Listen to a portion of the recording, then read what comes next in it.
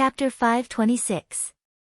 Kacha, along with Tan Shio's furious roar, the entire space between heaven and earth seemed to crack, and the sound of eggshells breaking was clearly transmitted to his ears. What's going on? Tan Shio's complexion greatly changed. When a message appeared in his mind, he suddenly felt like weeping but had no tears. It was the message left to him by the humanoid old man.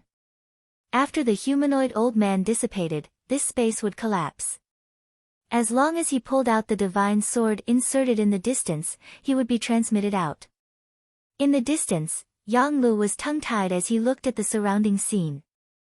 The sudden appearance of the spatial crack made a deep fear rise in his heart. Even though he didn't understand the existence of Taoist, immortal cultivation, and soul cultivation, the fragmentation of the spatial still made him despair. Tan Shio, where's Tan Shio? Yang Lu muttered in a trembling voice as he ran toward the mountain. What's going on? Wasn't that mountain burning? Where did that ice ladder go? Why did I see that mountain collapse? When Yang Lu saw the mountain in the distance, his mouth opened wide again and he was completely dumbfounded. Whoosh! A figure flickered lightning fast from the distance. Yang Lu only felt a pair of big hands grabbing his shoulders. He suddenly felt as though he was riding the clouds and flying in the air. Tan Shio. Yang Lu raised his hand and rubbed his eyes. After he was sure that he wasn't seeing things, he involuntarily exclaimed. Shut up! Tan Shio said in a deep voice. I know you have a lot of questions in your heart, but now is not the time to tell you. I'll try my best to tell you anything you want to know after we leave this place. All right. Yang Lu nodded repeatedly. With Tan Shio taking him to fly, the fear in his heart subsided a lot. Bam! When Tan Shio's feet touched the ground, he directly let go of Yang Li's body. His feet soared into the air and dashed toward the towering giant sword.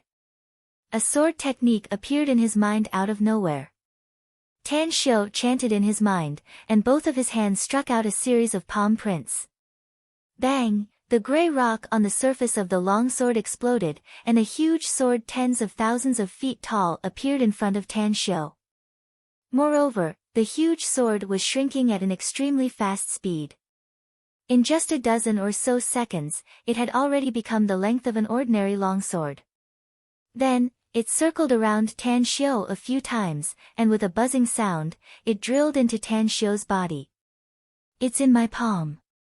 Tan Shio controlled it with his mind, and the long sword appeared directly in his right palm. It was as if a pattern was imprinted on his palm. Soon, Tan Shio returned to Yang Li's side. After reaching out to grab him, the long sword appeared out of thin air. With a forceful slash, a spatial rift was torn open. As for Tan Shio, he grabbed Yang Lu and directly entered the spatial crack.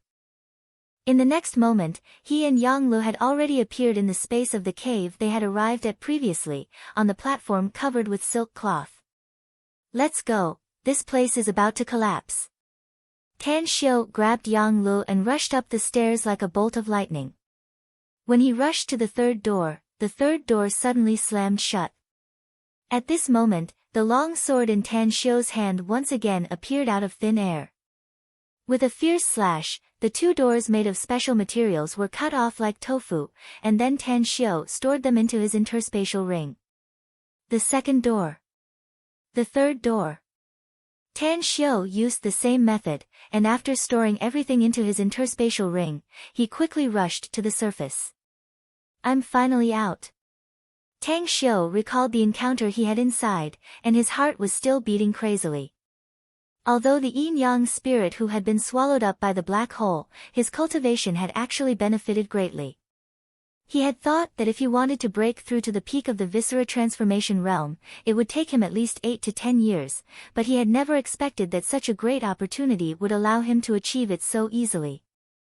However, he was well aware that this kind of undue haste had its advantages and disadvantages. The disadvantage was that he still couldn't control his own power. He must settle down and slowly familiarize himself with it, and then use it slowly. Only then would he be able to truly reach the peak of the Viscera transformation realm. I'm out. Yang Lu felt like he had just survived a disaster. Looking at the sunny weather outside and the messy construction site outside, the feeling of breathing smoother made his eyes brim with tears. Suddenly, he turned to look at Tan Xiu. His eyes stared at Tan Xiu and shouted, "Tell me. Tell me what the hell is going on." Whoosh! Whoosh! Whoosh! Whoosh! 4 figures flashed out of the ancient tomb's entrance and appeared in front of Tan Xiu in the blink of an eye. "Boss!" the 4 respectfully called out. Tan Xiu nodded and said with a smile, "Go to the Long's dining hall and book a private box first. Wait for me there. I'll catch up later." "Understood." The 4 nodded and quickly left. Yang Lu rubbed his eyes again. He found that the time the 4 big men came out was too short, and their speed just now was also extremely fast. "Tan Xiu, who are you people?" Tan Xiu said with a smile, "You've learned a lot by following me today, haven't you?" "Actually, I can tell you, but not now. I told you that you don't have the qualifications to make me tell you something." Yang Lu angrily said, "I followed you into the ancient tomb, yet I didn't get any benefits and almost died inside. Is this your answer to me?" Tan Xiu nodded and said, "That's right. This is my answer to you. In any case, I gave you a fortune. If you can fulfill my request, I won't take you as my disciple. I'll treat you as a friend and give you that fortune." Yang Lu fell into silence. He stared at Tan Xiu for a long time and then asked, "The fortune you said, does it mean that you can understand everything inside the ancient tomb and that special space?" "That's right." Tan Xiu directly nodded. Yang Lu suddenly smiled. His smile was very bright and crazy, because he felt that he had seen a window from Tan Xiu. It was a new world full of wonders and magnificence that he had never experienced before. He had decided. Later, he would be Tan Xiu's dogskin plaster. Even if he had to pay any price, he must open the window to appreciate the mysterious and colorful life in that world. "Tan Xiu, I want some benefits." Yang Lu stretched out his hand and restored his playful and cheeky appearance. Tan Xiu rolled his eyes and said, "You can have some benefits, but it's a big meal. Consider it as a reward for helping me open 2 portals. Don't push your luck, else I'll cancel your fortune." Yang Lu raised his head and asked, 5 billion, right?" Tang Xiu understood what he was asking, so he nodded and said, "Yeah, it's 5 billion. Of course, if you're willing to give me 10 billion, I'll gladly accept it." Yang Lu rolled his eyes and strode outside. Tan Xiu let out a faint smile and caught up with him in a few steps. He gave an order to the security guards and strode outside. Although the space below had collapsed, the buildings above had collapsed, so Tan Xiu wasn't worried that it would cause casualties. However, he still ordered the security guards to stay away and told them not to let anyone near the collapsed area. More than an hour later, Tan Xiu and Yang Lu appeared at the entrance of Star City's Long's dining hall. Since the security guards outside had been replaced, he had to take out his membership card to get the qualification to enter. Inside the presidential suite, Long Zhengyu had arrived ahead of time after receiving a call from Tan Xiu. At this time, his face was full of exhaustion and deep exhaustion. If it weren't for the fact that he had too many things to deal with, he would have fallen asleep at any time. "How's the pacification work going?" After Tan Xiu motioned Long Zhengyu to sit on the sofa, he asked. "Everything that can be done has been done, but the aftermath can't be dealt with in a short time," said Long Zhengyu bitterly. "This accident is too big, and there are a lot of casualties among the workers." Tan Xiu sighed, "None of us wanted such a thing to happen." Sighing, Tan Xiu said, "But for the families of the dead and injured workers, you must do your job well. It's okay to spend more money, for this is related to their future life and the reputation of the Long Group." "I understand. Don't worry." Long Zhengyu heavily nodded. Upon hearing this, Tan Xiu didn't talk about this issue anymore. He reached out to pinch Long Zhenyu's shoulder and began to massage him. His action made Long Zhenyu stare blankly for a moment. Then, his heart warmed up, and the tiredness and drowsiness subsided a lot. Tan Xiu's technique was very peculiar. Along with his massage, Long Zhenyu's spirit, which had just been roused, slowly relaxed again. As Tan Xiu's fingers moved, he began to massage Long Zhenyu's head. As he pressed Long Zhenyu's temples, Long Zhenyu slowly fell asleep. Take him to the next room. Let him sleep for 3 hours. Wake him up after 3 hours, said Tan Xiu to his 4 subordinates who came in advance. Understood. The 4 experts of the everlasting feast hall complied and took Long Zhenyu away. With a strange expression, Yang Lu looked at Tan Xiu and said, Tan Xiu, I found that you're very good to him. It's like, you're treating him like a family member. We're friends, said Tan Xiu lightly. Yang Lu was stunned. Friends? He used to think that his senior brothers were the closest people to him. But after his master passed away, only then did he see the true colors of his senior brothers. Therefore, he hardened his heart and cut off any contact with them. Furthermore, he had been alone all these years. Apart from looking for women all day long, he didn't have any friends. Suddenly, he was very envious of Long Zhenyu. Looking at Yang Li's complicated expression, Tan Xiu lightly said, if you're willing to pour your heart and lungs out, maybe we can become friends in the future. After being silent for a long while, Yang Li seriously said, I promise I won't steal your things in the future. Cough, cough, Tan Xiu was at a loss whether he had to cry or laugh upon hearing Yang Li's words. He wanted to be friends with him, but he wouldn't steal his things. This guy was really a fighter among the prodigies. If you dare steal my things, I'll break your 3rd leg. Tan Xiu jokingly replied. However, it was this sentence that made Yang Lu shrink his head. Chapter 527. The Long's dining hall's dishes were delicious, yet the price was so expensive that it made one's heart tremble. Despite the fact that Tan Xiu had a lot of wealth, he was still a bit upset when he paid the bill. If he didn't know that Long's dining hall was Zhenyu's favorite, he really wouldn't want to come here to burn money.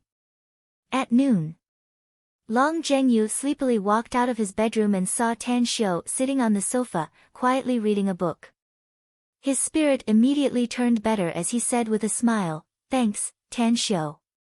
Tan Xiu let out a faint smile and said, Let's not be polite. The body is the capital of revolution. As long as you have a good rest, you will have the spirit to do more things. Contact Kang Xia today and ask her to give you some of our company's healthcare products. After taking them for a while, your physical fitness will be improved. Long Zhenyu's eyes lit up as he asked, the magnificent Tang Corporation's healthcare products have finally been produced. When will they be put into the market? It should be on the 1st of next month, said Tan Xiu. Long Zhenyu clapped his hands and said with a smile, My younger brother has been thinking about the news of the healthcare products being put into the market all day long. He seems to have a project in Shanghai recently, and I heard that it needs a lot of money. But I'm sure you're also aware of the Long family's recent situation. The Walled Hill Village project, the New City project, as well as the overseas Nine Dragons Island project, have nearly used all of the Long family's reserve funds. That brat is so short of money that he's going crazy. Tan Xiu was silent for a moment before he lightly said, If you're willing to listen to me, don't help him with a penny. An uncut jade would not be useful. He had been used to having a smooth life since he was young, so he had to experience some hardships. In fact, if he were my younger brother, I would have directly let him live and let him not get a penny from the family for a certain period of time. It's best to let him taste the feeling of a hero stumped by a penny. Are you sure you'll do that, Tan Xiu? Asked Long Zhenyu with a strange expression. Not only will I do that, but I'll also deliberately set up a stumbling block for him if the opportunity permits. I'll deliberately trap him and deceive him. It's best if I can swindle all the hard-earned money he's been working so hard for. After tasting the feeling of not being able to go to heaven and down to earth, he knows that life is hard and that it's not easy to earn money. Only then will he be able to cherish life and quickly mature. Long Zhengyu asked, "Aren't you afraid that he'll hate you in the future? If I'm willing to give him all my wealth, the entire inheritance of my family, and even the position of the patriarch, will he still hate me if I give him everything I have?" said Tang Xiu lightly. Long Zhengyu was silent. He suddenly understood Tan Xiu's thoughts. At this moment, he felt a tinge of regret. He regretted that Tan Xiu was not his blood-related brother. Ring, ring, ring, his phone rang. Tan Xiu grabbed the phone and looked at the caller ID. His brows suddenly furrowed. The mobile phone number was Sujinin's name. He also asked Wang Daoyuan for this phone number when he was in the capital. However, he didn't expect that Sujinin would call him. "What's the matter?" Tan Xiu asked straightforwardly after the call was connected. There was a moment of silence on the other side of the phone. Then, she slowly asked, "You seem to know that I called you?" Tan Xiu said, "Yes, I know. I asked Wang Daoyuan for your phone number." "Why?" "No reason. I just want to know whether you're dead or alive, and what you can do for grandma in the future." Sujinin fell into silence again. She didn't speak, and Tan Xiu wasn't in a hurry. The two kept talking on the phone. After 5 or 6 minutes of silence, Sujinin said with a special emotion, "Can you help my dad?" "How can I help him?" asked Tan Xiu. "I know that you have the ability to get him out of prison early," said Sujinin. "I do have the ability to get him out of prison early, but I won't do it now," said Tan Xiu lightly. "Some people must pay the price for what they have done. 2 years. This is the bottom line in my heart. I won't be able to vent my hatred if he doesn't stay in prison for 2 years. Of course, if he has the ability to get out of prison early, I won't bother with him anymore." "Tan Xiu, what's the difference between you and my dad?" Sujinin angrily shouted. "I don't know what the difference is, but I know that anyone who bullies my mom in this world will have to pay a painful price," said Tan Xiu indifferently. Sujinin was silent again. After a long while, she bitterly said, "I'm going to get married. I want my parents to appear at my wedding." "You want to get married?" Tan Xiu squinted his eyes and coldly snorted. "If you dare to get married, I have a way to ruin your so-called husband's reputation and make him have a miserable life no matter who you marry. If I'm in a bad mood one day, maybe your so-called husband will make you a widow early, just like the man who was suddenly killed by your mom. Also, I want to make it clear again that I'm not afraid of you marrying someone else. I have enough connections and money to play with you." You bastard!" roared Sujinin furiously. "I'm indeed a bastard," sneered Tan Xiu. "But why did I become a bastard? I'm sure your family knows my character the best, right?" Clap, Sujinin directly hung up the phone. Tan Xiu seemed to have expected that she would hang up the phone. He dialed again, but Sujinin directly hung up again. Tan Xiu didn't stop even after repeatedly hanging up more than a dozen times. Sujinin finally picked up, but she didn't speak. "You can hate me," said Tan Xiu indifferently. "But I hope you have time to think about what you've done in the past. That framing and calling the police. If I hadn't changed, I might have been the one in prison now. And among your family, who would have thought of a way to get me out of there? I've said everything I need to say. But I'll give you one last piece of advice. Your family is not only your parents. You're already so old, so you should be more familiar with each other." After saying that, Tan Xiu didn't give Sujinin time to speak and directly hung up the phone. At the side. Seeing Tan Xiu hang up the phone, Yang Lu raised his thumbs up and praised, "Brother Tan Xiu, you've got a really good character. You're a real man, taking revenge and complaining. You're a real man, and you can't be soft-hearted to those who want to harm you." Long Zhengyu glanced at Yang Lu with a strange expression and lightly said, "Brother Yang Lu, right? I do like Tan Xiu's character, but I don't like yours." You'd better shut up before you figure out the truth of the matter. Yang Lu was furious upon hearing it. He coldly snorted and said, even Tan Xiu didn't say anything to me. What qualifications do you have to say that? Did I say anything wrong? Long Zhengyu glanced at Tan Xiu. Then, he deeply looked at Yang Lu and said, if the man in prison is Tan Xiu's uncle and the one who called Tan Xiu is his cousin, then I want to ask you something. What qualifications do you have to comment on their family's affairs? What? Yang Lu was dumbfounded. He looked at Tan Xiu's indifferent expression. His lips squirmed a few times, but he ultimately didn't speak a word. Tan Xiu sighed inwardly. He looked at Long Zhengyu and said, I'm studying in Shanghai, and I can only go back to Star City in the future except for holidays. Help me deal with the prison and don't let him suffer too much inside. Long Zhengyu nodded and said, don't worry. I know what to do. Tan Xiu nodded and said, remember to learn more about his performance inside. If his performance is good, find a way to get him out at the end of the year. Spend as much money and use as many connections as you want. Long Zhengyu sighed and said, those who don't know you may think that you have a heart of stone if they know about your affairs. But those who know you are aware that you're actually very soft inside despite looking cold and ruthless on the surface. Don't worry. My Long family still has the ability to do so. Tan Xiu nodded and said, I have some other things to deal with. This brat will stay here with you, and you have to entertain him well. Long Zhengyu glanced at Yang Lu and then said, let him stay here. I still have a lot of things to do. Tan Xiu forced a smile and said, Zhengyu, I told you to entertain him well because I want you to find him a few girls who are willing to accompany him. I advise you not to offend this brat. Although some of his means are shameful, but if you provoke him, I'm afraid your Long family will be in big trouble. What do you mean? Long Zhengyu furrowed his brows and asked with a puzzled expression.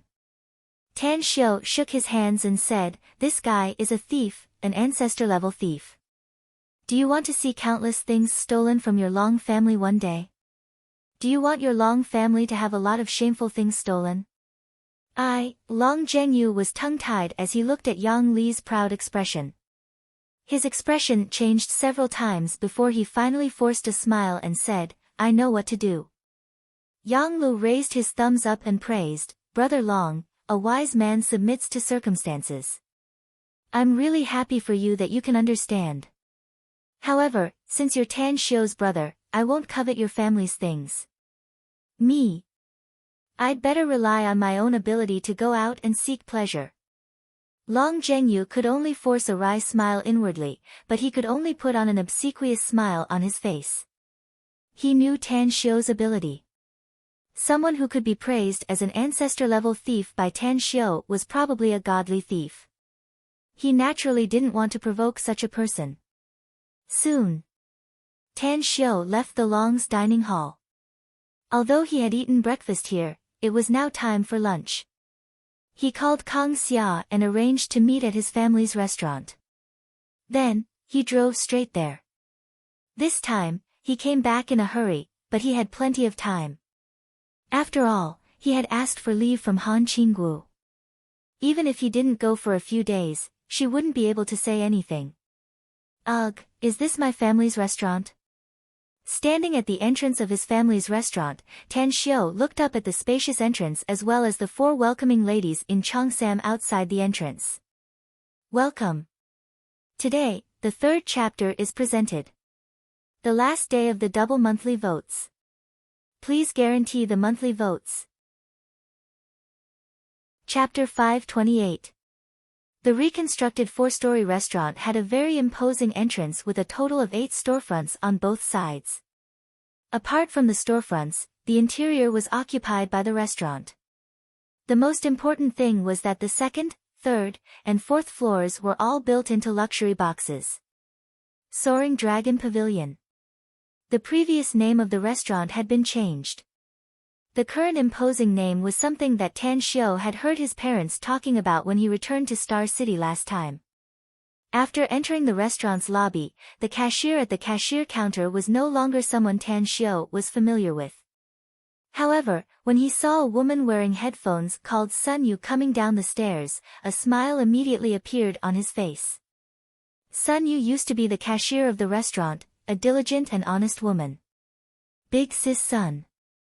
Tan Xiao called out with a smile. Upon seeing Tan Xiao, Sun Yu immediately looked pleasantly surprised and said with a smile, "Little boss, how come you're back? It seems like this is your first time coming here since our restaurant reopened half a month ago, no?" "I went back to Star City to handle some things, so I came here to take a look." Tan Xiao nodded. "I thought I came to the wrong place when I was outside just now. How come this place has changed?" "Our restaurant's business is too good," said Sun Yu with a smile. "Many guests who want to dine here have to book a few days in advance. Therefore, the boss thought that we should buy all the original houses and then rebuild them. Your father is very capable. He spent a lot of money and worked day and night. Finally, after a lot of time, the new restaurant was built. He even changed the name of our restaurant." "Is Mom here?" Tan Xiao felt relieved and smilingly said. "The boss is in his office on the 4th floor. Do you want me to take you there?" Tan Xiao shook his head and smilingly said, "Forget it. I'll go there myself." At this moment, a middle-aged woman in work clothes came in, followed by several staff members in blue work clothes carrying boxes of wine. The handwriting on their chests indicated that they were all employees of the magnificent Tang Corporation. "Manager's son, the god's nectar has been delivered. There are 200 boxes in total. You're responsible for receiving it," said the middle-aged woman with a smile. Sun Yu nodded and said with a smile, "You've worked hard." The middle-aged woman said, "Manager's son, today is the day our magnificent Tang Corp will distribute the goods to all parts of the country. The workers are loading the containers, so there are only a few of them here. Do you think you can get your staff to help? Help me move it in from the car." Sun Yu said, "I'll arrange for someone to move it immediately." The middle-aged woman nodded and glanced at Tan Xiao, saying, "Is he also a staff member here? Hurry up and move the wine. Remember to be careful. Our magnificent Tang Corp's god's nectar is very expensive. You can't afford to pay for it if you break it." Tan Xiao was stunned, and Sun Yu was also stunned. Immediately, Sun Yu woke up from her daze and was about to explain when Tan Xiao waved his hand at her and then rolled up his sleeves with a smile. "Okay, I'll move it now." The middle-aged woman nodded her head and turned to walk outside. "Little," Sun Yu hurriedly called out, but her words were interrupted by Tan Xiao. "It's all right. It's our family's business. I just happened to come across it, so it's fine to help move it. Just do your thing. I'll go find my mom later," said Tan Xiao with a smile and walked outside. In the open space outside the restaurant, 4 medium-sized container cars with their doors opened and 4 drivers were waiting.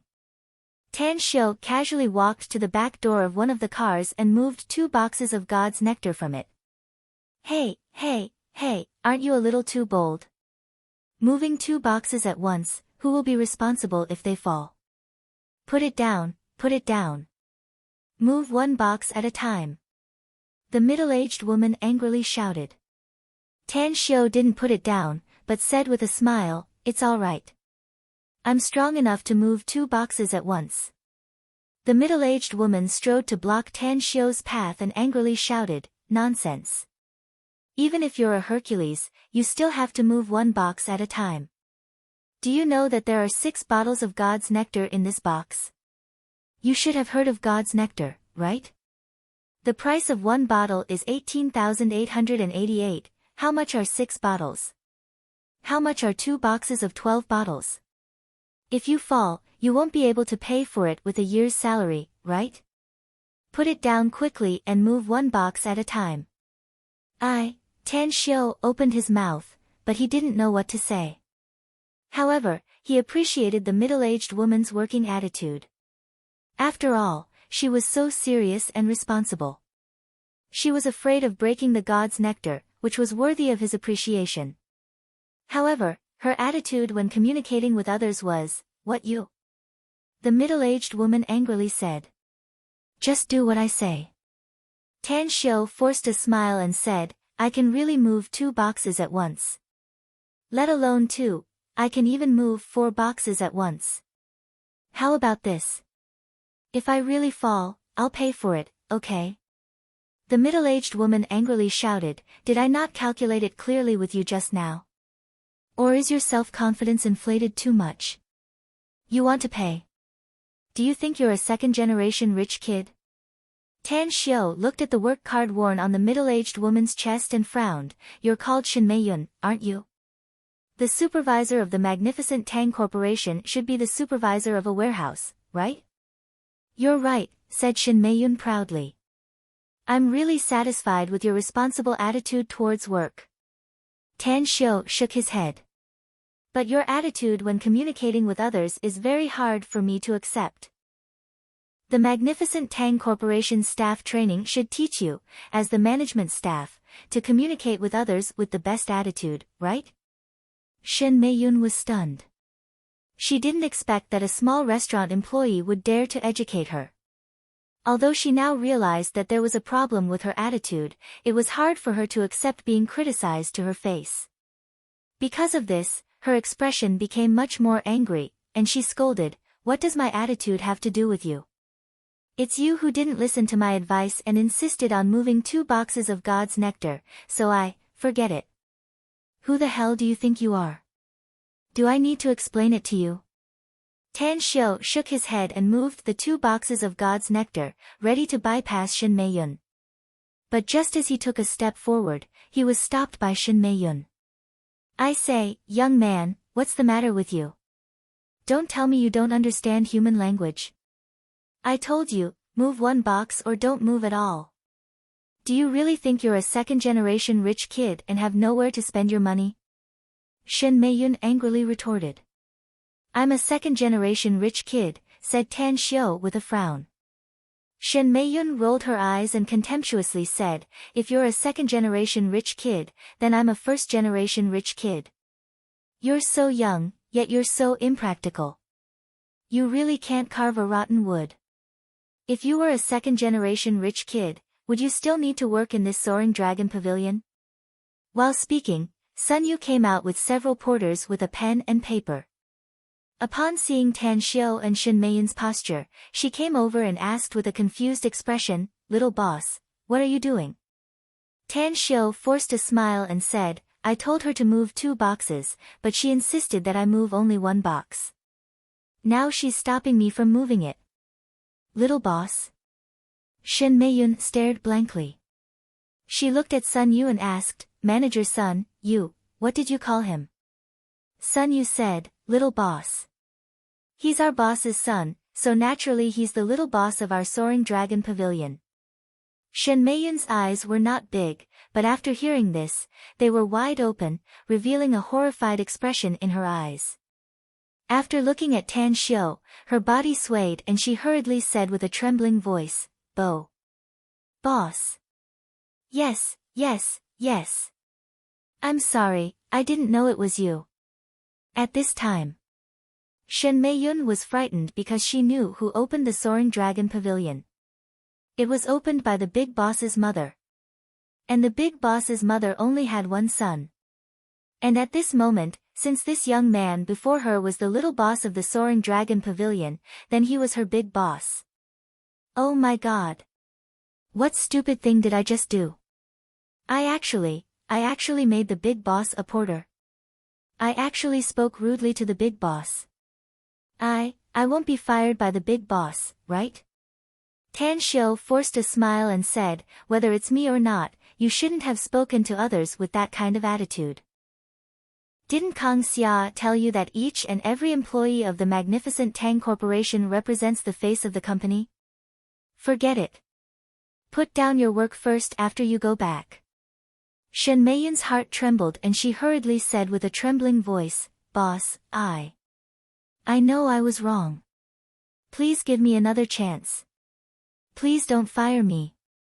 I'll definitely correct myself in the future and won't lose the face of the magnificent Tang Corporation. I won't fire you, said Tan Xiu. Go back to the staff training and then exercise yourself again. You can return to your current position after the new year. Upon hearing it, Shen Meiyun immediately said with excitement, Thank you, boss. Thank you very much. I'll report to the training department after I go back. I'll definitely correct myself according to your instructions. Tan Xiu didn't speak again and bypassed her to directly walk inside. With a strange expression, Sun Yu's eyes retracted from Tan Xiu's back to Shen Meiyun and curiously said, Big sis Sun, did you provoke the little boss? He has a very good character. He's very kind to people and doesn't put on any airs toward our employees. Manager Sun, why didn't you remind me just now? Shen Meiyun bitterly sighed. He's the little boss of your soaring dragon pavilion and the big boss of our magnificent Tang Corporation. I was afraid that he would drop 2 boxes of God's nectar at once, so I scolded him and told him to only move 1 box at a time. Pfft, Sun Yu gave a thumbs up and praised, you actually reprimanded your big boss. You're really awesome. Wait, what did you just say? Little boss is the big boss of your magnificent Tang Corporation? You're not joking, right? You don't know. Shen Meiyun was confused. I heard it from the director of our winery when he was drunk once. He said that the big boss of our magnificent Tang Corporation is the little boss of the Soaring Dragon Pavilion. Furthermore, our director also ordered us to be careful every time we deliver the wine. Sun Yu turned to look at the restaurant's entrance and was struck by a storm. She finally understood why only the Soaring Dragon Pavilion could buy God's nectar from the magnificent Tang Corporation among all the hotels in the city. It turned out that it was the same company. Also, the little boss was really a good person. He had such a big identity, yet he was still so kind and even willing to condescend to be a porter. Thank you for the one and only 1 million yuan reward from the Silver Lord. This is the biggest affirmation of Quiet Night's new book after so many years. Thank you very much. Chapter 529. The 200 boxes of God's nectar were all moved into the restaurant in half an hour. Looking at the few porters who were panting and sweating profusely, Tan Xiu ran to a nearby store and bought 2 packs of cigarettes and a bottle of water for each of them, and then politely handed them over. Thank you, little brother. The porters had never received such treatment before. With a sincere smile on their faces, they thanked Tan Xiu one after another. Although the cigarettes were not good quality and were only about 20 yuan per pack, and the water was only mineral water, such small things made them feel very warm. Tan Xiu smiled and said a few polite words. Then, he turned to Sun Yu and said, remember to give 2 packs of cigarettes and a bottle of water to all the masters who deliver the wine. Alright, I'll do it myself. Sun Yu looked at Tan Xiu with a bit more respect in her eyes. Tan Xiu smiled and immediately went to the elevator. After pressing the elevator button, he looked at the lively scene in the hall. It was lunchtime now. Only a few tables in the entire hall were unoccupied, while the other 40 to 50 tables were full. Waiters in uniform were working with smiles on their faces. Such a scene. Tan Xiu was very satisfied because he knew how much his mother had paid for the development of the restaurant to this point. As long as his mother was happy, he felt that everything was worth it. After coming to the 4th floor, Tan Xiu found the general manager's office according to the door number. After knocking on the door, his mother's voice came from inside. Tan Xiu then pushed the door and walked in. Xiu, how come it's you? Su Lingyun was sitting at the desk and reading some documents. She asked incredulously when she saw Tan Xiu coming in. Mom, there's a construction accident at the Long family's walled hill village. Tan Xiu said with a smile, since our family's real estate is there, I rushed back from Shanghai to see the situation. I came to see you on the way. Xiu, is the accident serious over there? Su Lingyun quickly asked. You said that our family's real estate is there. Will you be implicated? Tan Xiu smiled and said, the accident over there is being dealt with, and it will be over soon. Don't worry, that's the Long family's project. It has nothing to do with me, and I won't be implicated in any way. Only then did Su Lingyun feel relieved. She smiled and said, as long as you're fine. Xiu, if you come back like this, won't you miss your classes? Tan Xiu smiled and said, Mom, it's not like you don't know your son's academic performance. Actually, I've already finished all the first-year courses by myself. Now, at school, besides attending classes, I spend most of my time in the school library, learning more knowledge so that I can become more capable in the future. Don't worry. I can't delay my studies. Nodding her head in satisfaction, Su Lingyun smiled and said, I knew it. My son is the best. By the way, is this your first time coming to our newly built restaurant? How was it? Isn't it grand? Tan Xiu gave a thumbs up and praised, very stylish. When I came here just now, I thought I went to the wrong place. Also, the business seems to be doing well. Su Lingyun pulled Tan Xiu to the sofa in the corner and smilingly said, it's more than good. It's simply too good. Our current restaurant is more than 10 times bigger than before, but it's still full of guests every day. I heard you yelling before that you'll get cramps from counting money. But now, we're earning so much money that we can't even count it anymore. That's a good thing, Tan Xiu couldn't help laughing. Su Lingyun smiled and exchanged a few words with Tan Xiu. Then, she suddenly recalled something and quickly asked, Xiu, have you had lunch since you came here at this time? Not yet. Tan Xiu shook his head. Su Lingyun quickly got up and said, Mom will make it for you. Just wait here. Tan Xiu hurriedly stopped her and said with a smile, Mom, just ask someone to make it and send it here. You don't have to do it yourself. I'll deal with the things here today and return to Shanghai tomorrow. Let's talk about it. All right. Shortly after, the fragrant meal was delivered. Su Lingyun accompanied Tan Xiu to finish eating. The mother and son chatted for a while before Tan Xiu left and rushed to the magnificent Tang Corporation. On the way there, he called Kang Xia and learned that she was not in the company, but in the 6th warehouse. He directly changed his route and rushed there. Boss. Kang Xia, who was wearing an engineering hat and business attire, came to greet Tan Xiu accompanied by 7 or 8 employees. Are the health products produced by our company stored in the 6th warehouse?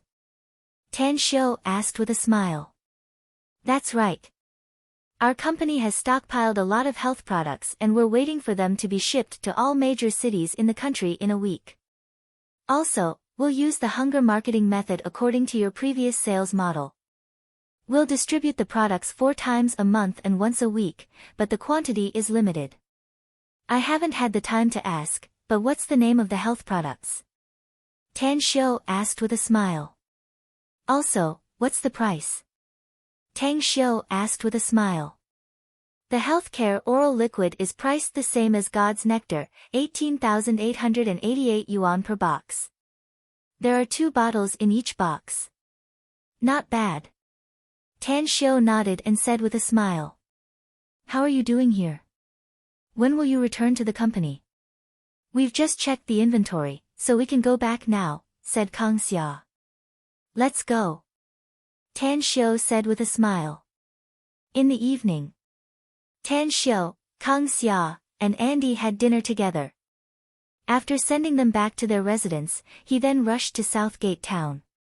On the way there, he contacted Chen Zhizhong and learned that the Endless Virtue Pharmaceutical and the Everlasting Feast Hall had entered a business cooperation.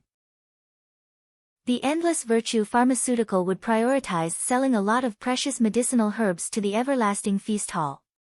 Ring, ring, ring, just as Tan Xiu's car entered the Southgate Town's gate, his mobile phone rang. After he picked it up, he said, Xiaoxue, is there something you need? Gu Xiaoxue's voice came from the phone, Boss, I just got the news that someone is negotiating the lease of Clam Island in the South China Sea. I'm sure you'll be interested in the identity of the other party. Who is it? Asked Tan Xiu. The Yao family in the imperial capital, said Gu Xiaoxue. Tan Xiu's complexion slightly changed as he asked in a deep voice, are you sure it's the Yao family in the imperial capital? Who's the person in charge of leasing the island? It's definitely the Yao family, and the person in charge is Yao Xinhua, said Gu Xiaoxue. Why did the Yao family rent an island in the South China Sea? Asked Tan Xiu. I haven't found anything yet. Gu Xiaoxue shook her head. The Yao family is very low-key, especially that Yao Xinhua. He seems to have bribed some people. If my guess is correct, they will soon sign a contract with the government. Also, I've sent some people to the island to have a look. The island is very good and I think it's very suitable for us to plant medicinal herbs. Also, there's another small island 2 or 3 kilometers away from Clam Island. It's very suitable for us to rear fierce beasts.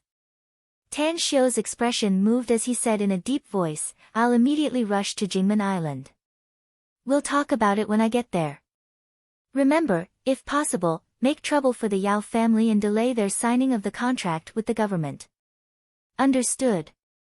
Gu Xiaoxue replied.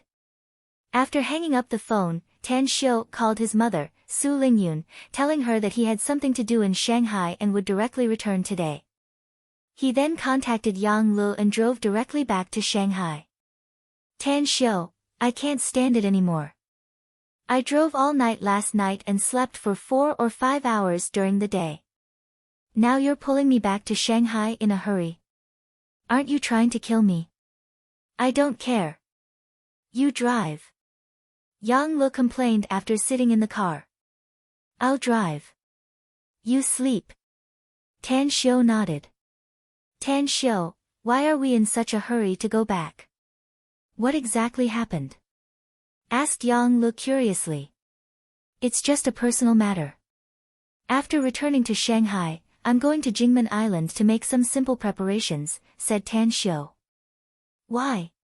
You want to go with me? Yang Lu rolled his eyes and snorted, I don't want to go with you. You're such a swindler. Originally, we agreed that we'd divide the loot after exploring the ancient tomb. But it turns out that I went with you for nothing. I was scared half to death and didn't get any benefits. A smile outlined on the corner of Tan Xiu's mouth. He glanced at the depressed Yang Lu and said, Who said you didn't get any benefits?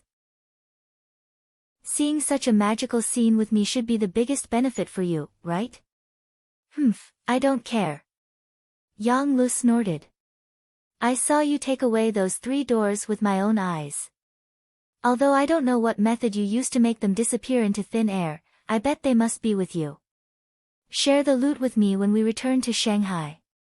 Tan Xiu couldn't help laughing and said, It's reasonable to say that I should share the loot with you, but I've changed my mind. I'm going to teach you some skills as a reward for your help. However, I have a condition. Yang Li's spirit shook and he hurriedly said, What condition? Tell me. Come with me to Jingmen Island, said Tan Xiu. For what? Asked Yang Lu. We're going to rent 2 islands in the South China Sea, said Tan Xiu. Yang Lu stared at him and incredulously asked, You want to rent islands? Do you have nothing better to do? I'm of great use to you. Tan Xiu said lightly. You tell me whether you want to go with me or not. I need to know what you want me to do, said Yang Lu. I can't explain it clearly now, said Tan Xiu. But as long as you come with me, maybe you'll be useful when the time comes. Yang Lu nodded and said, All right. I'll go with you. But first, you must keep your promise and teach me that powerful skill of yours. No problem. Tan Xiu nodded with a smile. Yang Lu looked out of the window and said with a smile, Brother Tan Xiu, I found that you're really interesting after getting along with you for a long time. At the very least, I know another identity of yours after coming to Star City with you. In fact, I should have thought of it earlier. What identity? Asked Tan Xiu casually. The young divine doctor of Star City Chinese Medical Hospital. Am I right? Said Yang Lu. Tan Xiu couldn't help laughing and said, everyone on Earth already knows about it, yet you're so slow in realizing it. Do you want me to give you a thumbs up? Get lost.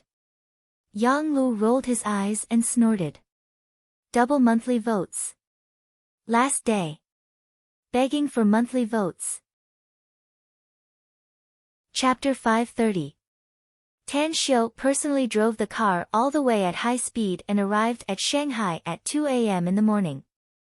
Since he was in a hurry, Tan Xiu returned to the Blue Star Villa complex and simply cleaned up. Then, he went to the study room and released the fierce beast from the array. Do you want to go out and play with me? Asked Tan Xiu with a smile. However, he saw the fierce beast repeatedly nodding with an expectant look in its eyes. Tan Xiu then said with a smile, since you want to go out and play with me, then stay in the villa tonight. I'll take you to another place tomorrow. I won't let you stay in the array for a while. Afterward, he took a shower and changed his underwear before dialing Long Zhengyu's cell number. As he guessed, Long Zhengyu hadn't rested at this time. His tired voice came out of the phone. Tan Xiu, it's so late, yet you haven't rested yet? I have some urgent matters to attend to, so I've returned to Shanghai, said Tan Xiu. I'll leave the matters in Star City to you. Don't work too hard. If you're too tired, just hand over the work to someone else. Long Zhengyu said, rest assured. I can handle it. Anyways, are you in trouble over there? Do you need my help? No need. I can handle it myself, said Tan Xiu. Afterward, the two exchanged a few words and then hung up the phone. Early the next morning, Tan Xiu took Yang Lu to Jin Xinkui's residence. After handing over the architectural design he personally drew to Jin Xinkui, he hurriedly bid farewell and drove to Han Qingwu's residence. At the entrance of the complex, Han Qingwu was wearing a windbreaker and playing with her mobile phone. When the car stopped in front of her, she put away her mobile and looked at Tan Xiu, complaining, it's only 6:30 a.m. now, Tan Xiu. It's only been half an hour since you called me. Even if we're going to play, you don't need to be so anxious, right? Let me clarify something. This trip to Jingmen Island is not for sightseeing. I have something important to deal with, said Tan Xiu seriously. Also, you don't have to go. Han Qingwu gave Tang Xiu a flirtatious supercilious look and then took her suitcase to the rear of the car. After opening the trunk and putting it inside, she directly opened the door and sat in the back seat. Bam! After the door was closed, Han Qingwu glanced at Yang Lu in the front seat and said, let's go. But don't tell me that we're driving to Jingmen Island. Tang Xiu started the car and lightly smiled, you're right. We're indeed going to Jingmen Island. It was a waste of time to book a ticket, wait at the airport, and then wait for the flight to take off. If the flight is delayed, I'll also delay. Yang nodded and Yang. Looking at Yang Lu, Han Qingwu turned her head and gently nodded to him. Then, she said, anyways, what are you going to Jingmen Island for, exactly? You won. You. Xiu said. Yang the Tian King, Xing Yang. You only have one task this time, and that is to eat, drink, and have fun. Consider it a vacation. You don't need to worry about other things. Han Qingwu pursed her lips and turned her face to look out of the window. She admired Tan Xiu very much. At such a young age, he was able to do such a big business without batting an eyelid, accomplishing what countless people couldn't achieve in their lifetime. However, she felt very uncomfortable inside. She thought that she was the teacher and Tan Xiu was just a student. She was unexpectedly surpassed by Tan Xiu by tens of thousands of miles. The distance from Shanghai to Jingmen Island was more than 1,000 kilometers. Although Tan Xiu could drive there alone, Han Qingwu and Yang Lu helped him to share the burden.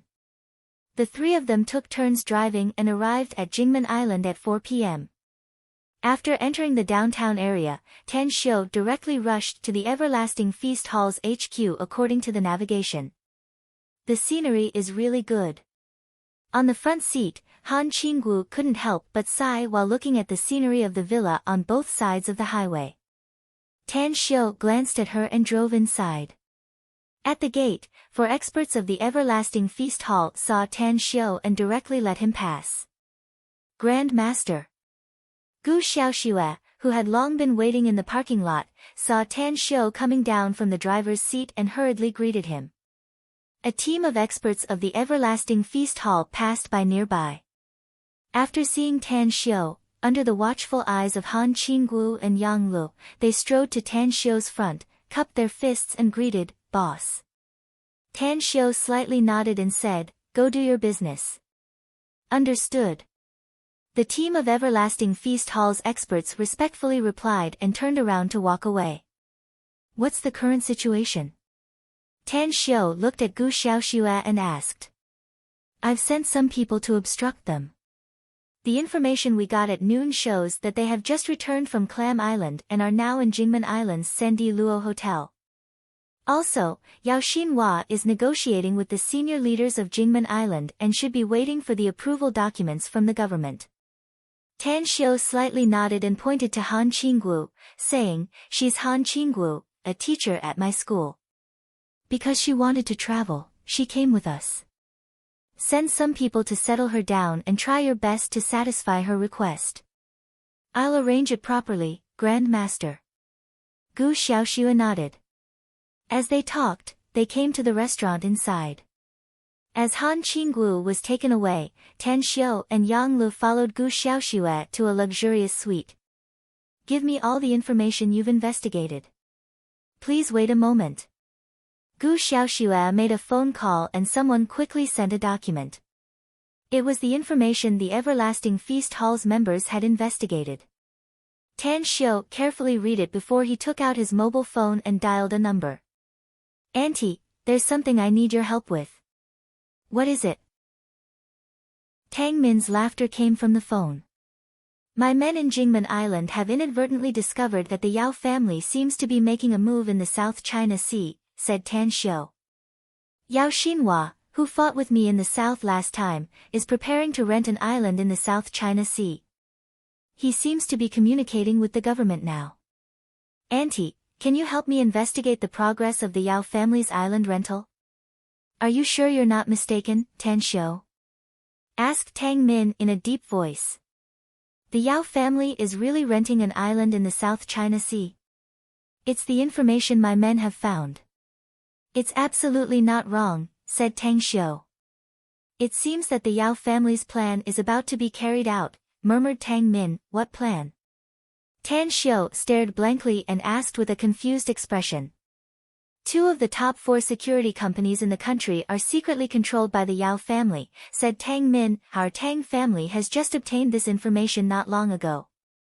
Even the people we bribed gave us the news that the Yao family is preparing to set up a new security company with fully militarized training of elite security guards.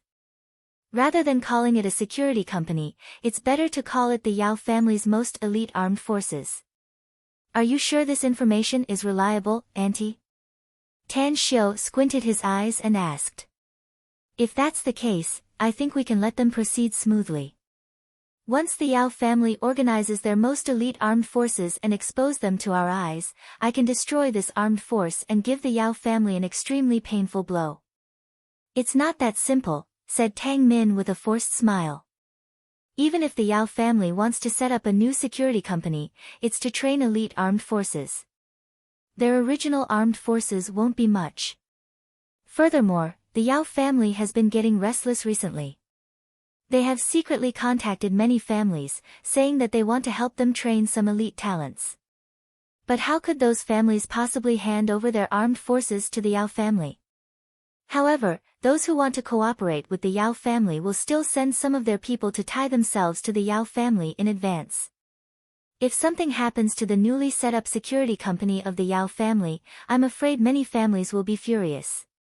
Tan Xiu was silent for a moment before he nodded and said, "Since it's not appropriate to completely destroy it, then we can only stop the Yao family's plan.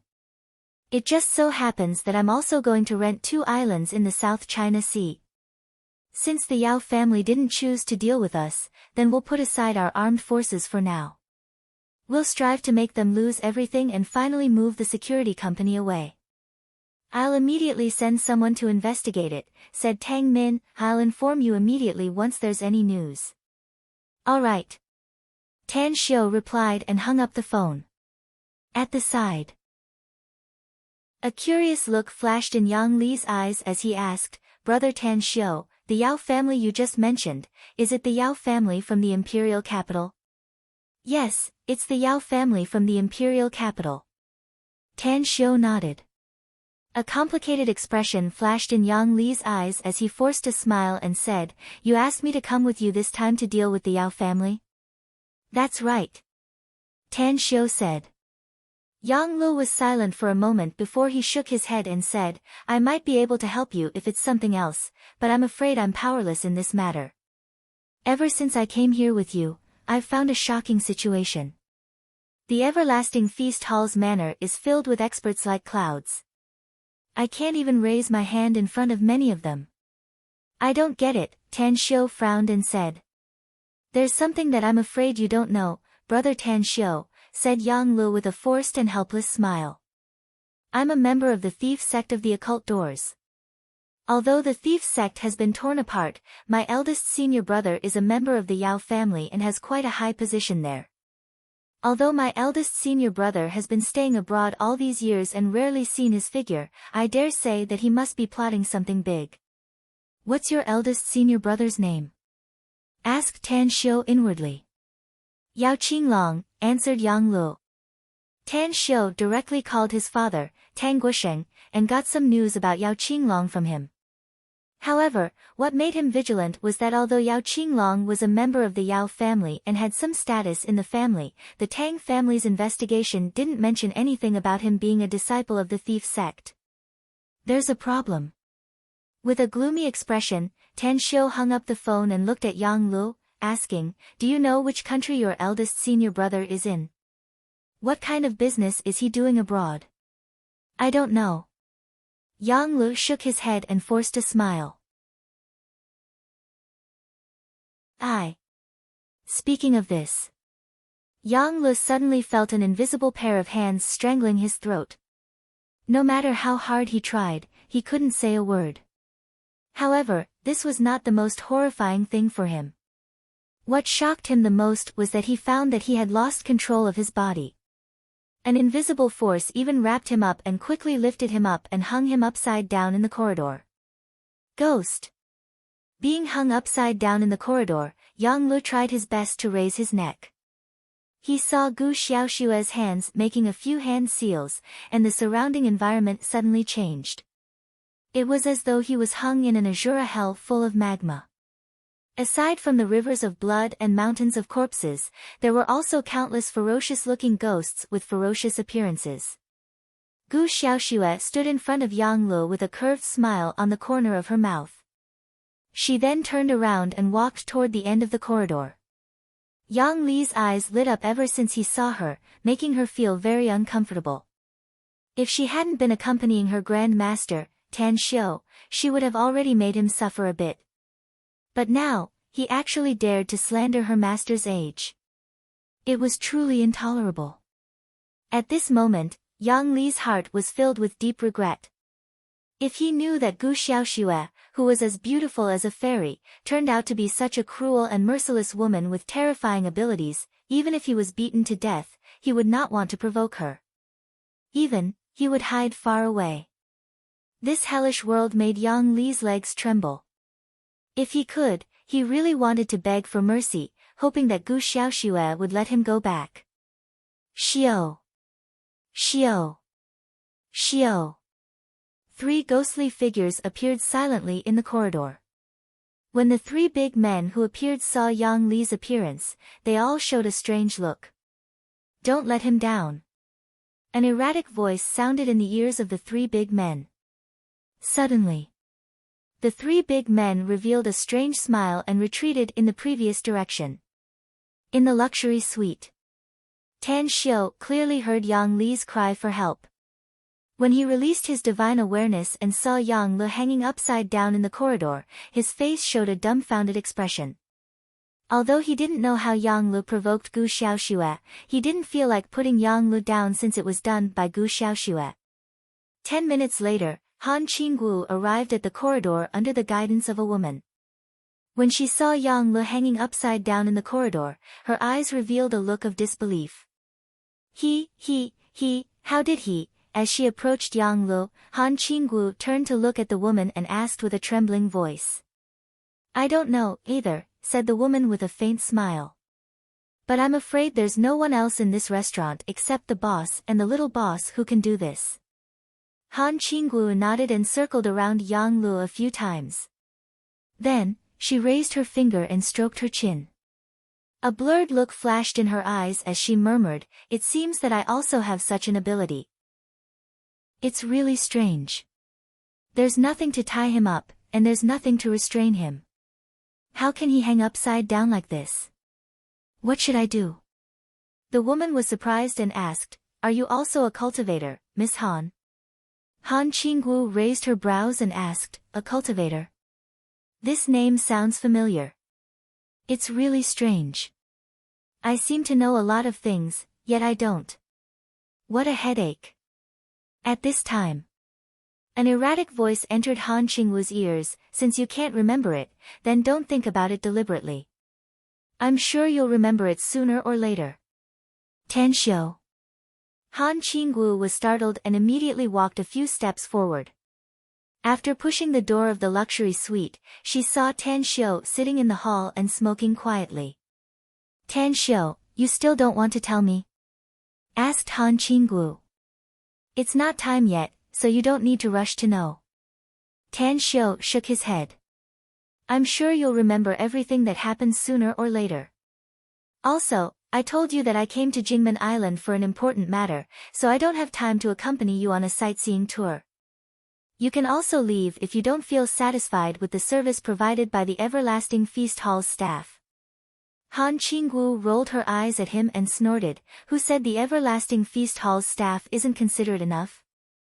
They arranged the best room for me and provided me with satisfactory service.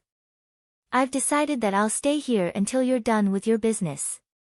The Everlasting Feast Hall isn't like other places. Tan Xiu nodded and said, There are a lot of rules to abide by here. If you want to stay here comfortably and have a vacation, it's best not to violate the rules here.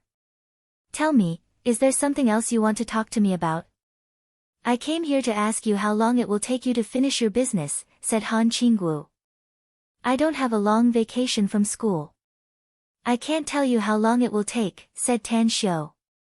You can go back by yourself if I haven't finished my business by the time your vacation arrives. All right. Then pay attention to your safety. Han Qingwu hesitated for a moment before she gently nodded. I'm not a child anymore. I know how to take care of myself. Tan Xiu let out a trace of a smile. Are you hungry?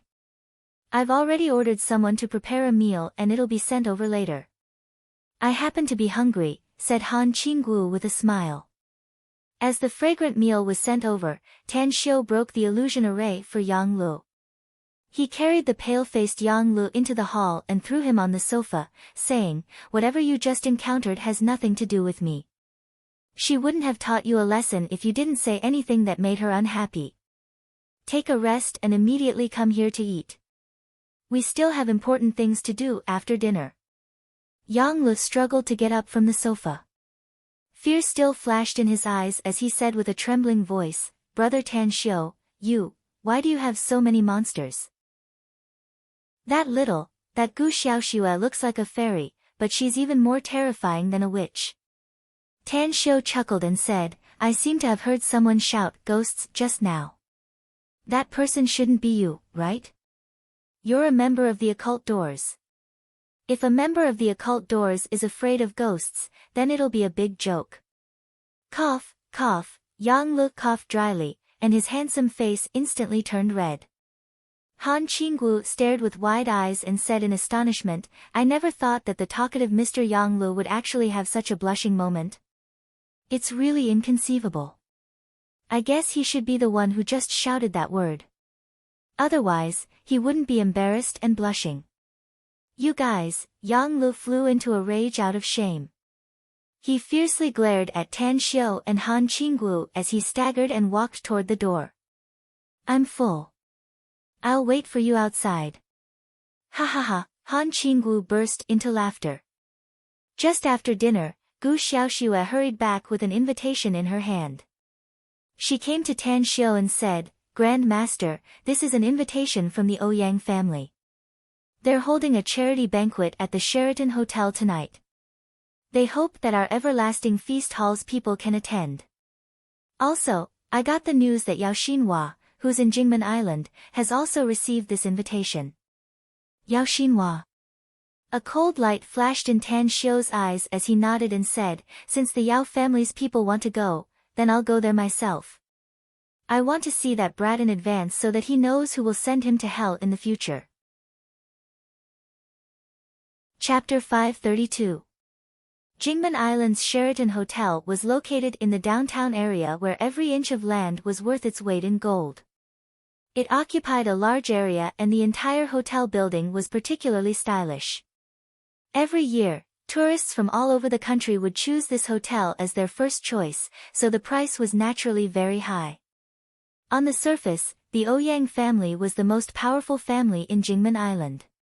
Whether it was their business network or social circle, no other family could compare with them. Therefore, nearly all the big shots in Jingmen Island were invited to the charity party hosted by the Ouyang family. Even the dignitaries from outside were lucky enough to receive an invitation. At around 5:00 in the evening, luxury cars drove into the Sheraton Hotel. As the cars stopped at the entrance of the hotel building, well-dressed dignitaries walked into the hotel lobby under Ouyang Lei's warm greeting. As it was approaching 6 p.m., Ouyang Lei raised his wrist and looked at the time on his watch. He then turned to look at his subordinate and asked, how many people have yet to arrive according to the invitation we sent out? More than a dozen. The refined middle-aged man replied in a low voice. Ouyang Lei squinted his eyes. When he saw another expensive luxury car coming and stopping in front of him, he quickly glanced at it and found that it was also an acquaintance, so he quickly greeted him. After greeting him with a smile and entering the hotel lobby, an ordinary off-road vehicle stopped next to him. Huh? Ouyang Lei's expression moved. He immediately looked pleasantly surprised when he saw Gu Xiaoxue coming out of the car.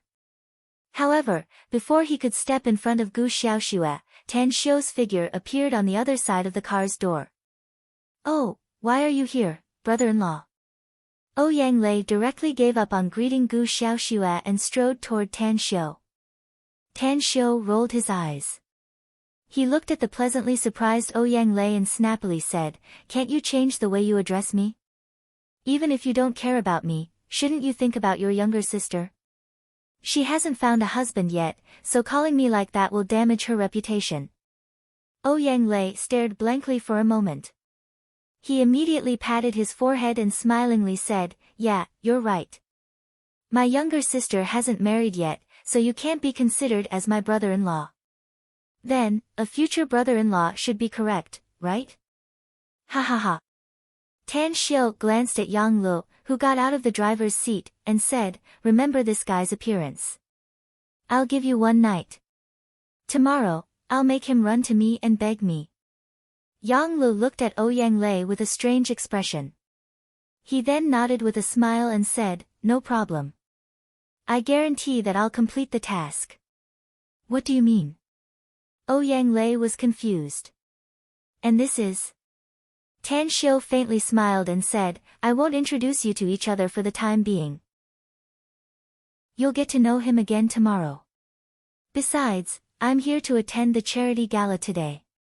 As the host, shouldn't you invite me in warmly? Ouyang Lei laughed heartily and said, you don't need to invite me. You don't need to pretend to be polite at all. This is a charity gala hosted by our family. You can enter however you want. Calculating the time, almost all the people who were supposed to come had arrived. I didn't need to waste my time outside. Come on, let's go in together. After entering the hotel lobby, everyone took the elevator to the 26th floor. As they were about to enter the banquet hall, Tan Xiu casually asked, "I heard that you also invited the Yao family. Have they come?" Ouyang Lei stared blankly for a moment before he suddenly realized something and quickly said, "Don't mess around today, my future brother-in-law. I know that your Tang family and the Yao family have some friction, but all the bigwigs in Jingmen Island have come today. It will be hard for our Ouyang family to deal with if something happens." "I won't attack unless I'm attacked," Tan Xiu said with a faint smile. Ouyang Lei nodded without a word and said, "Yao Xinhua has arrived, along with several people he brought. They should be inside now." Tan Xiu didn't speak again. After entering the banquet hall with Ouyang Lei, he found that there were hundreds of people inside. Fortunately, the banquet hall was very large and could accommodate thousands of people, so it didn't seem crowded.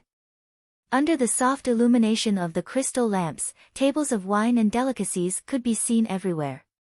Groups of 3 to 5 successful people gathered together and chatted about various topics. "Ouyang Lei, what's your Ouyang family's purpose in making such a big scene today?" "To put it bluntly, it's a charity donation," said Ouyang Lei with a smile. Almost every year, our Ouyang family would organize such an event. However, it seems to have changed its flavor along with the charity banquet. It has become a grand event for those business elites, dignitaries to communicate in private. Nowadays, every successful person in Jingmen Island will be proud to receive an invitation from my Ouyang family. Tan Xiu suddenly understood. He recalled that the Ouyang family could become the #1 family in Jingmen Island. He believed that they had many means to accumulate connections, and tonight's charity banquet was probably just one of them. "All right. You're the host, so you don't have to accompany me here. We'll have plenty of time to communicate later," said Tan Xiu. Ouyang Lei nodded with a smile. As the future successor of the Ouyang family, he indeed had to be busy with social engagements. If he were to accompany Tan Xiu here, it would be somewhat inexcusable to the other guests. Following his departure, Gu Xiaoxue, who had been following beside Tan Xiu, attracted a lot of attention. She leaned toward Tan Xiu and whispered, "Grand Master, at 2:00, there's a young man in a white suit with slick back hair. He's the outstanding talent of the Yao family's new generation. Yao Xinhua." Tan Xiu looked over and saw the handsome and tall Yao Xinhua, who was holding a glass of red wine and chatting with several successful middle-aged men. As if sensing that someone was looking at him, Yao Xinhua glanced around a few times before his eyes finally met with Tan Xiu's. Tan Xiu let out a faint smile and turned toward the rest area in the corner. Today was the first time he saw Yao Xinhua. He had a good head and a good brain. Furthermore, Tan Xiu could see that Yao Xinhua's skill should be good as well. Although this kind of opponent was extremely terrifying to many people, it was nothing to him. Perhaps only the arrival of the Yao family's old patriarch could attract Tan Xiu's attention. At 2:00. After seeing Tan Xiu, Yao Xinhua's eyes turned a lot more solemn. A chilling light burst out from his eyes as a dense killing intent gushed out from his heart.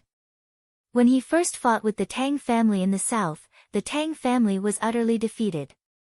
He was in high spirits and was ready to make persistent efforts to make the Tang family suffer heavy losses and completely lose the 2 provinces in the south. But then, the battle situation suddenly changed. The Tang family's series of means caught him off guard. The result was very miserable. His Yao family and his friendly family suffered heavy losses, and he was forced to retreat again and again. Finally, all the achievements he had achieved were in vain, and he was forced to return to the imperial capital with his tail between his legs.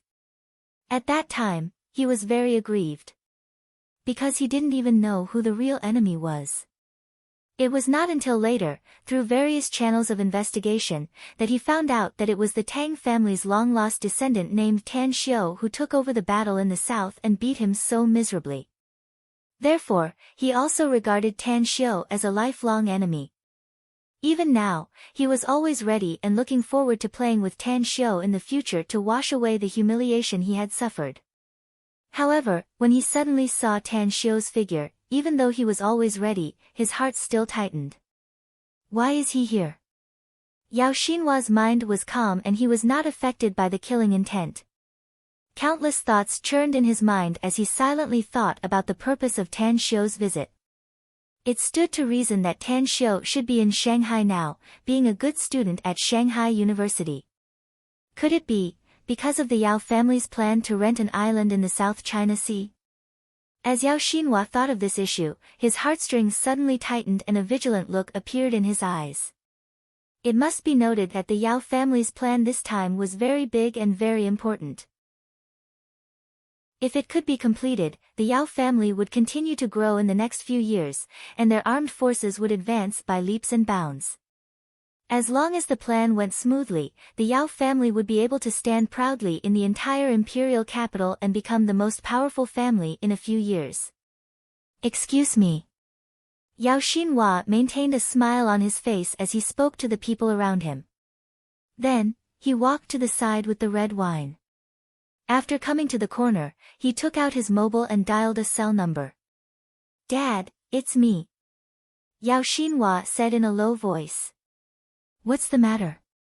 A dignified voice came from the phone. "Dad, I met Tan Xiu in Jingmen Island in the charity party organized by the Ouyang family," said Yao Xinhua. "I suspect that his sudden appearance in Jingmen Island is inseparable from the upcoming plan of our Yao family." "Tan Xiu? Which Tan Xiu?" asked Yao Qingqing doubtfully. "The Tang family, Tan Xiu," said Yao Xinhua. Yao Qingqing was silent for a moment. Suddenly, he seemed to recall something and asked in a deep voice, "Is it Tan Xiu who once fought with you in the 2 southern provinces? The little fella of the Tang family who was lost for 20 years. "That's right," said Yao Xinhua. Yao Qingqing was silent for a moment before he coldly said, "Our Yao family's plan must not go wrong. Although you're just a smokescreen in the open, it's best to avoid trouble. Since the Tang family's people have appeared in Jingmen Island, it means that the Tang family has already been aware of the situation. So, find an opportunity to meet this Tan Xiu. If possible, try to make him stay in Jingmen Island forever." Yao Xinhua's expression moved as he nodded and said, "I understand, Dad. I'll do it quietly so that he won't be able to return alive." "Don't take it lightly," said Yao Qingqing. "You're in the open and he's in the dark, so your own safety is the first priority. If it doesn't work out, take your people back. I believe your second uncle will do it secretly. Don't worry." "I know what I'm doing," said Yao Xinhua. "I won't act rashly if I'm not 100% sure. I'll immediately retreat if there's even the slightest sign of trouble." Chapter 533. Yao Xinhua hung up the phone and waved to a nearby middle-aged man. After the middle-aged man came to his side, he whispered, "Move the first and second teams here and hide in the vicinity of the Sheraton Hotel. Also, tell the gunman to go to the opposite building and wait for my order." "Understood."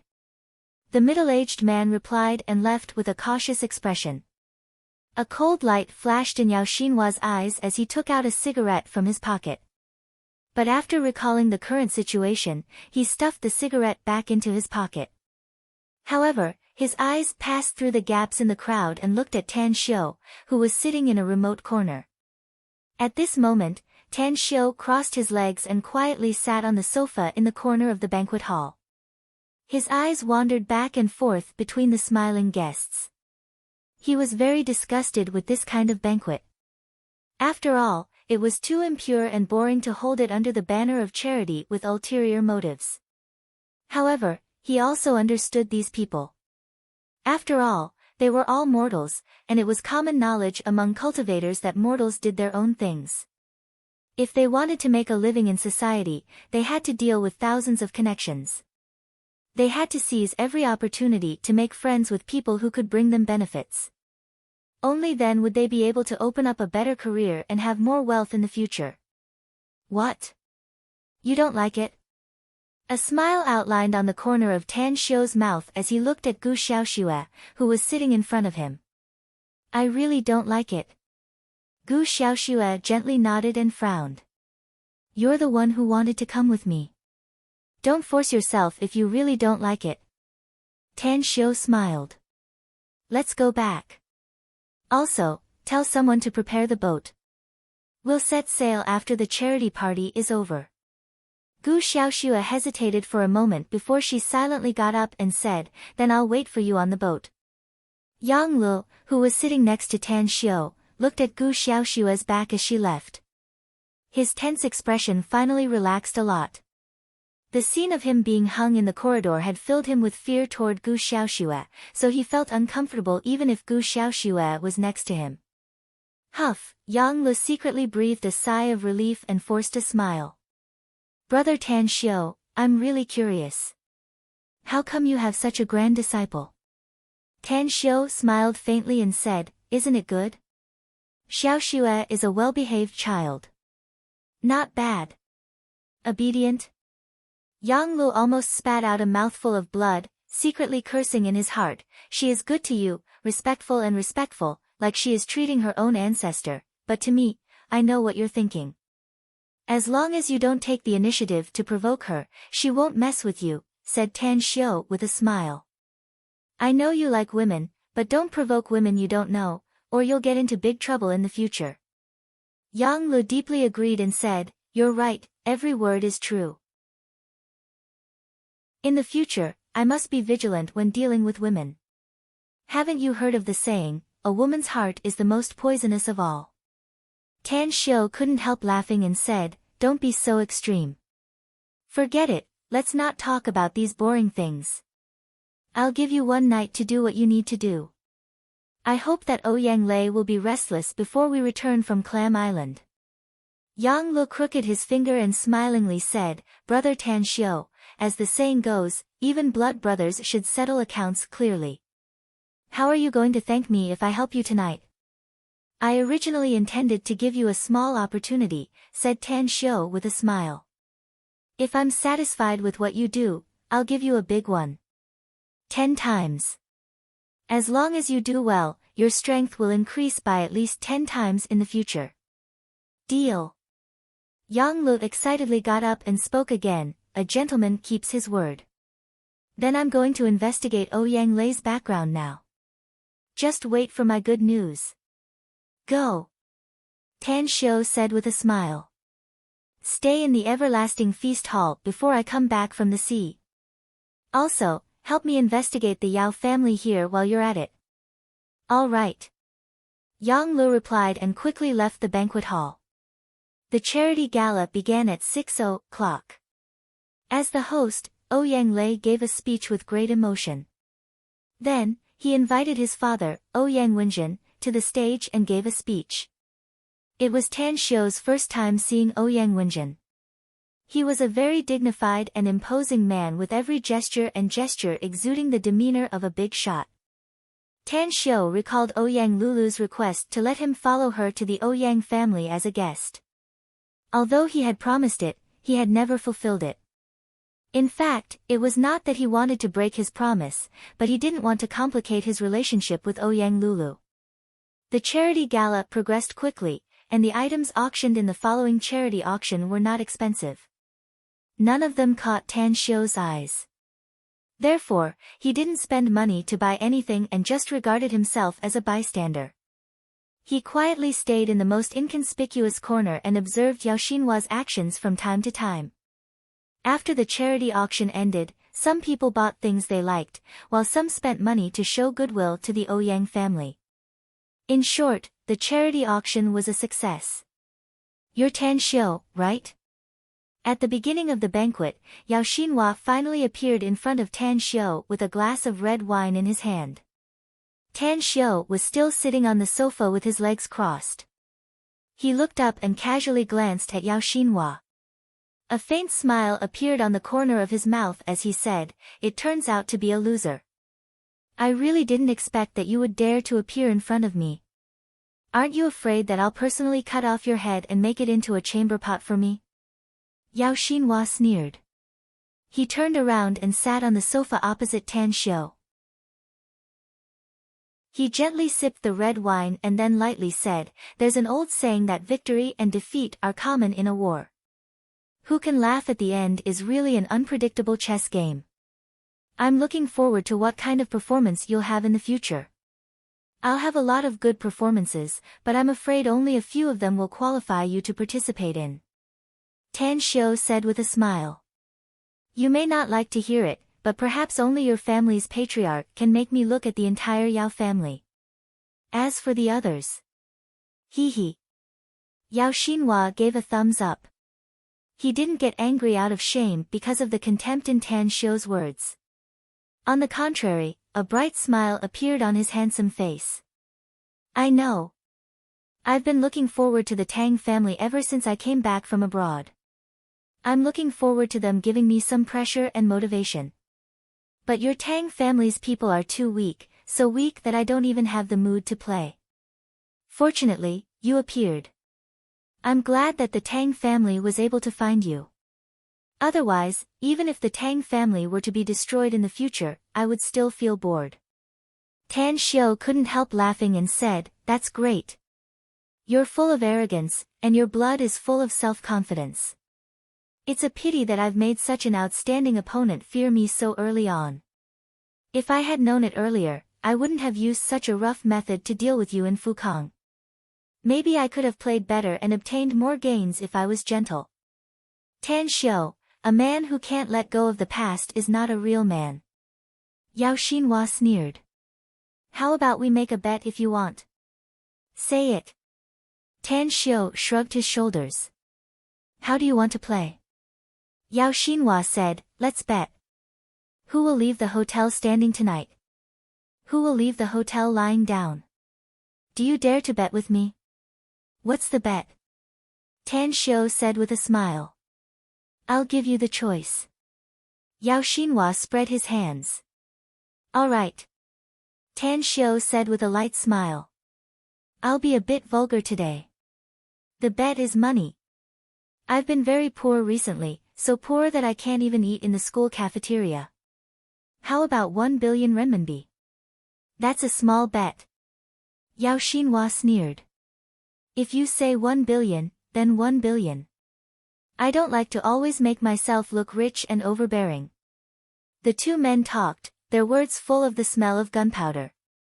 Now, they were carrying out psychological tactics, wanting to use words to strike the other's psyche. Unfortunately, Ling Ren was a person with a tenacious mind, so verbal attacks would not have much of an effect on them. "Give me your cell number." Tan Xiu took out his mobile phone and crooked his finger. "Do you need to ask me personally if you want to know my cell number?" Yao Xinhua said with a faint smile. "Wouldn't the Tang family's people be eager to put my number in front of you?" "I don't like troublesome things," Tan Xiu said. "You're the same as me. I'm also a person who hates troublesome things."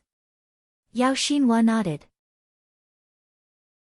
Having said that, he gave his cell number to Tan Xiu. Tan Xiu quickly wrote a short message and sent his name and a bank account number to Yao Xinhua. Then, he stood up and smilingly said, "I've sent my bank account number to your mobile phone. Remember to transfer the money to my account early tomorrow." "You're that confident?" Yao Xinhua sneered. Tan Xiu maintained his smile as he nodded and said, "I'm very confident. You'll know it later." The next moment, Tan Xiu's figure instantly appeared in front of Yao Xinhua. His speed was so fast that even though Yao Xinhua was not an ordinary person, he still couldn't detect Tan Xiu's movement. His body quickly turned numb, followed by blackness before he lost consciousness. Tan Xiu's figure flickered and silently disappeared from the banquet hall without anyone noticing. His purpose of coming here today had been achieved, so he didn't bother to stay here and waste time. He didn't kill Yao Xinhua because he was still thinking about the 1 billion gambling money. He was more concerned about eradicating some of the Yao family's forces by abusing Yao Xinhua later. Huh! The moment he stepped out of the hotel's entrance, a cold light burst out from Tan Xiu's eyes. He could keenly sense that there seemed to be countless pairs of eyes staring at him from all around. A faint sense of crisis even appeared in his heart, causing him to instantly release his spiritual sense. 15 people, all armed with firearms. However, it's not them who gave me a sense of threat, but someone else. It should be someone hiding in the dark. Only someone hiding in the dark can give me such a feeling.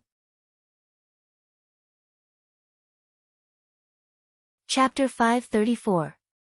Had it been in the past, Tan Xiu's first reaction would have been to dodge and find a solid bunker. But now, he didn't care about the sniper bullets at all. Although he felt threatened, he could still face it calmly. Even if the other party fired, he was 100% confident that he could dodge it. Even if he had to resist, he believed that the bullets couldn't penetrate his skin and cause him any harm. Such confidence, it was brought about by the surge in his cultivation. After experiencing the inheritance in the ancient tomb, his strength had soared by more than 100 times. Even the current Xiao Mingjin and Miao Wentong would be surpassed by him. Those who point their muzzles at me must die. Tang Xiu's eyes were as sharp as an eagle's as he looked at the opposite building. His spiritual sense was like a tidal wave as it spread to the opposite building. In a flash, he found a window that was more than 10 stories high. 2 silver needles silently appeared in his hands. With a flick of his fingers, the 2 silver needles pierced through the air and accurately pierced between the eyebrows of 2 snipers who were 1 to 200 meters away from him. He snorted coldly. He didn't even bother to check whether the 2 men were dead or not. He casually tidied up his collar, retracted his spiritual sense, and then walked toward the car. "Take me to the dock." After sitting in the car, Tan Xiu calmly said. Pearl Port, Jingmen Island's super-large dock. Aside from luxury liners and yachts, there were also heavy cargo ships docked here. The liner prepared by the Everlasting Feast Hall was docked here. Grand Master. After Gu Xiaoxue received the news of Tan Xiu's arrival, she immediately came out from the luxury liner to greet him. The liner was tens of meters long.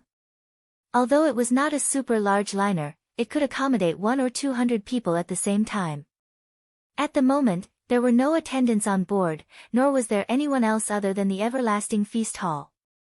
Dozens of experts of the Everlasting Feast Hall could easily maneuver the luxury liner. Including the busy chef in the kitchen, all of them were experts of the Everlasting Feast Hall. "Is everything ready?" asked Tan Xiu calmly after boarding the luxury liner. "Everything is ready. We can set sail at any time." Gu Xiaoxue nodded. "If the sea conditions are good, it will only take 11 hours to reach Clam Island from here. In other words, we'll be able to get there tomorrow morning. Let's set sail." Tan Xiu nodded. Sheraton Hotel Banquet Hall.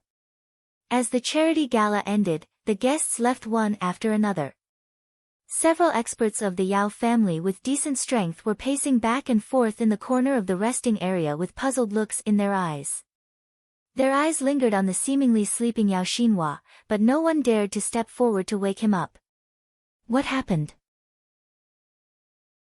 Ouyang Lei sent off groups of guests and went to the lounge in the corner, a little tipsy. Seeing the appearance of the Yao family in Yao Xinhua, a surprised look appeared on his face. An expert of the Yao family shook his head and said, "Our young master seems to be asleep." Ouyang Lei didn't know whether to laugh or cry. Your young master is really a weirdo to be able to fall asleep on such an occasion. However, the charity gala is over. Wake him up. If you're really too sleepy, you can get a room in a hotel. What's the point of sleeping here? Several experts of the Yao family looked embarrassed. One of them nodded slightly and walked to Yao Xinhua's side, saying, "Young master, we should leave." There was no movement. Yao Xinhua still maintained his sleeping appearance. He didn't even move an inch. The Yao family's expert slightly frowned and touched Yao Xinhua with his hand. After finding that he still had no reaction, his complexion slightly changed. He increased the strength of his hand and shook Yao Xinhua, but the result was the same. Not good. Something happened. Immediately. Several experts of the Yao family gathered around with horrified expressions on their faces. They were the Yao family's experts responsible for Yao Xinhua's safety. If something happened to Yao Xinhua, they would be severely punished. Ouyang Lei walked to Ouyang Lei's side. He frowned and shook Yao Xinhua a few times. After finding that he still had no reaction, he immediately said, "He doesn't seem to be drunk. On the contrary, he looks like, call 120 immediately and let the hospital rescue personnel come here." The Yao family's expert who first found Yao Xinhua's condition reached out and directly picked him up. He then said in a deep voice, "No need to call 120. Send the young master to the hospital immediately. Let's go." "I'll go with you," said Ouyang Lei quickly. The Yao family's young master, Yao Xinhua, had an accident at the charity gala. Ouyang Lei was well aware that this matter was inextricably related to the Ouyang family. Furthermore, he also wanted to know what was going on with Yao Xinhua, so he strode to catch up. An hour later. Jingmen Island's First People's Hospital. The president of the hospital, Zhuang Yuanxiu, was wearing a white coat. Her brows were tightly knitted as she looked at Ouyang Lei's physical examination report. "President Zhuang, what's the situation with our young master?" An expert of the Yao family hurriedly asked. Zhuang Yuanxiu shook his head and forced a smile. "The examination shows that he's very healthy. As for why he's unconscious, we can't find any reason. How about we carry out a comprehensive examination on him, which will take a lot of time. I'm afraid the results will come out tomorrow morning." The Yao family's expert hurriedly asked, "President Zhuang, will our young master's life be in danger?" "It's hard to say." Zhuang Yuanxiu shook his head. Through the routine examination, not only is his life not in danger, but his body is also very healthy. There's no injury on his body. However, his coma is very unreasonable. I can't tell the specific situation at present. We need to carry out a comprehensive examination before we can draw a conclusion." The Yao family's expert was silent for a moment. Then, he nodded and said, "Then I'll have to trouble President Zhuang. I'll immediately report the young master's condition back to the family. I hope the results from your hospital can come out quickly." "Don't worry." Zhuang Yuanxiu replied and turned to look at Ouyang Lei. "President Zhuang, if there's anything you need our Ouyang family to do, just say it," said Ouyang Lei. "Nothing for the time being." Zhuang Yuanxiu shook his head. "Take a rest first. Our hospital will take care of the patient. I've told the person in charge of the inpatient department to send someone to stay here 24 hours to take care of him." "All right, then I'll have to trouble you." Ouyang Lei said a few polite words to the Yao family's experts before he bid farewell and left. Since the hospital couldn't find out Yao Xinhua's condition, it was meaningless for him to stay here. Furthermore, he didn't like Yao Xinhua, not only because of his arrogant character, but also because he was the sworn enemy of his future brother-in-law. Late at night. In a luxurious villa complex in Jingmen Island. A Mercedes-Benz slowly drove in. When it entered the open electric gate of the villa's courtyard, the driver opened the back seat's door and respectfully looked at Ouyang Lei coming out from the inside. At this time, Ouyang Lei was slightly drunk, but the cool breeze made him more spirited. "Strange, why is the light on?" Ouyang Lei muttered to himself.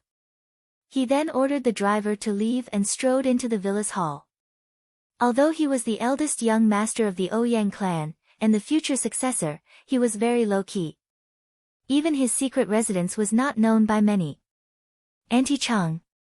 Ouyang Lei looked around and found that the housekeeper, Auntie Chang, who usually waited for him in the hall, was not in the living room today, which made the strange feeling in his heart more intense. Being cautious by nature, he went to the left corridor and knocked on the door of Auntie Chang's room. After finding no movement inside, he immediately opened the door and found that the light inside was on, but no one was there. "Where is she?" Ouyang Lei frowned and a bad premonition grew inside his heart. When he came back to the door of the next room, he suddenly found that Auntie Chang was sleeping soundly on the guest bed. Suddenly, his slightly worried heart relaxed. He smiled and shook his head, then turned around and left. When he came to the second floor, he habitually opened the door of the study room.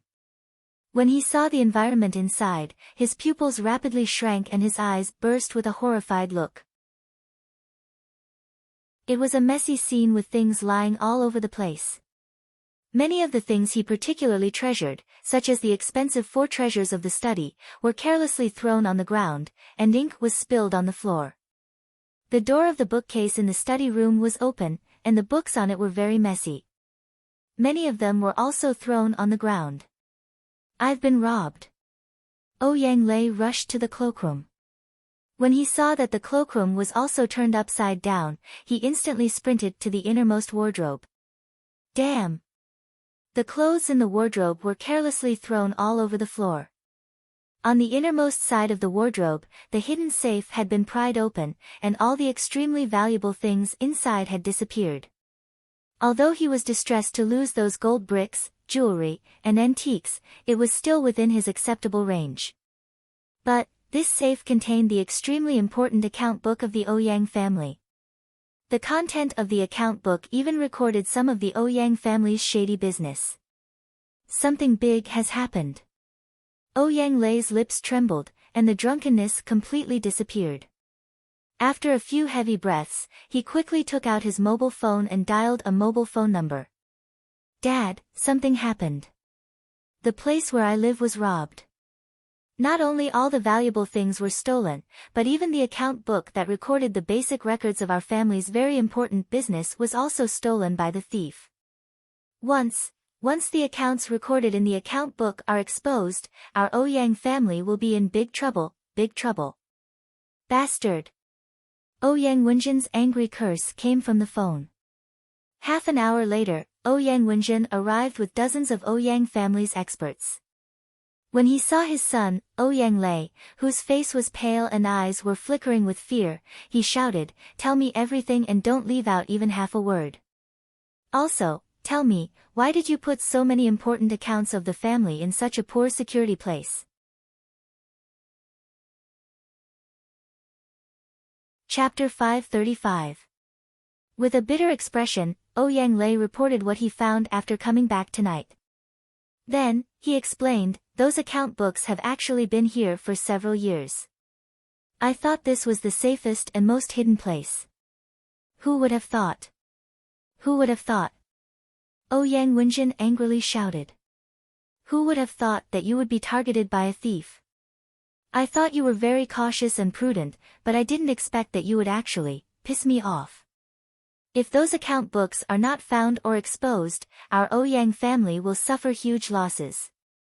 It's very likely that we will be attacked by those enemies who have been coveting us." "What should we do next, Dad?" asked Ouyang Lei in panic. Ouyang Wenjin took a deep breath to calm his anger and said, "What else can we do? Even if we have to turn the entire Jingmen Island upside down, we must find the thief who stole our things. The most important thing is to find the lost account books. Also, notify the people in charge of those shady businesses to immediately suspend all their business, destroy all the shady things, and then hide for me." Nodding repeatedly, Ouyang Lei thought for a while and then asked, "Should I notify Lulu to also suspend the Paradise Club's business?" Ouyang Wenjin stared blankly and asked in a deep voice, "Does Lulu's Paradise Club also exist in those account books?" "No, but I'm afraid." Ouyang Lei shook his head. "Notify her." Ouyang Wenjin nodded. Although the Paradise Club was created by Lulu, it's also our Ouyang family's business. Now that the account books are lost, I'm afraid that any shady business of our Ouyang family will become their target in case someone tries to make a fuss about it. Ouyang Lei nodded and forced a smile, "I got it." Tan Xiu came to the charity banquet uninvited. After the banquet, the Yao family's first young master, Yao Xinhua, mysteriously fell into a coma, and now I'm here. Something's wrong. "What's wrong?" asked Ouyang Wenjin with a frown. A look of recollection flashed in Ouyang Lei's eyes. As if recalling something, he immediately took out his mobile and dialed Tan Xiu's number. What made him extremely depressed was that the reply he received was that the phone had been turned off. "Dad, I'm going to the everlasting feast hall," said Ouyang Lei in a deep voice. "Why are we going to the everlasting feast hall?" asked Ouyang Wenjin. "I suspect that the everlasting feast hall has something to do with the burglary here tonight," said Ouyang Lei. "To be precise, it has something to do with Tan Xiu." "How so?" Ouyang Wenjin asked. "I think the bizarre events that happened today are all related to Tan Xiu," said Ouyang Lei. "He suddenly came to the charity banquet. Originally, I planned to let him meet you after the banquet ended, but I found out that he left early. You should know about the relationship between the Yao family and the Tang family. The place where Yao Xinhua fainted was in the corner of the resting area where Tan Xiu had stayed before. Also, I clearly remember that because I kept calling Tang Xiu my future brother-in-law, he told a young man next to him to remember my appearance and gave him a night's time to do something for me. He also told me to beg him tomorrow morning." "That's right, Tang Xiu." Ouyang Wenjin asked strangely, "You've been calling Tan Xiu your future brother-in-law?" "Yes, that's what I call him," said Ouyang Lei awkwardly. "That girl, Lulu, is determined to marry Tan Xiu. She even abandoned the Paradise Club and took out all her money to open a villa in Shanghai. She has a tacit understanding of her purpose. Therefore, I think that Tan Xiu is not an outsider and is very affectionate with him." Ouyang Wenjin was at a loss whether he had to cry or laugh. "That's really absurd. I haven't even seen my Ouyang family's future son-in-law. Is this something I should do?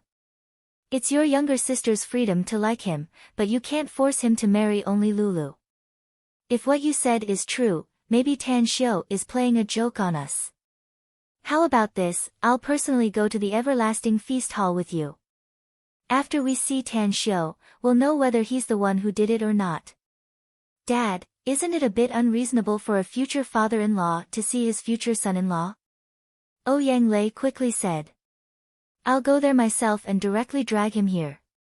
You can ask whatever you want when the time comes." "Is this the time to joke?" Ouyang Wenjin snapped.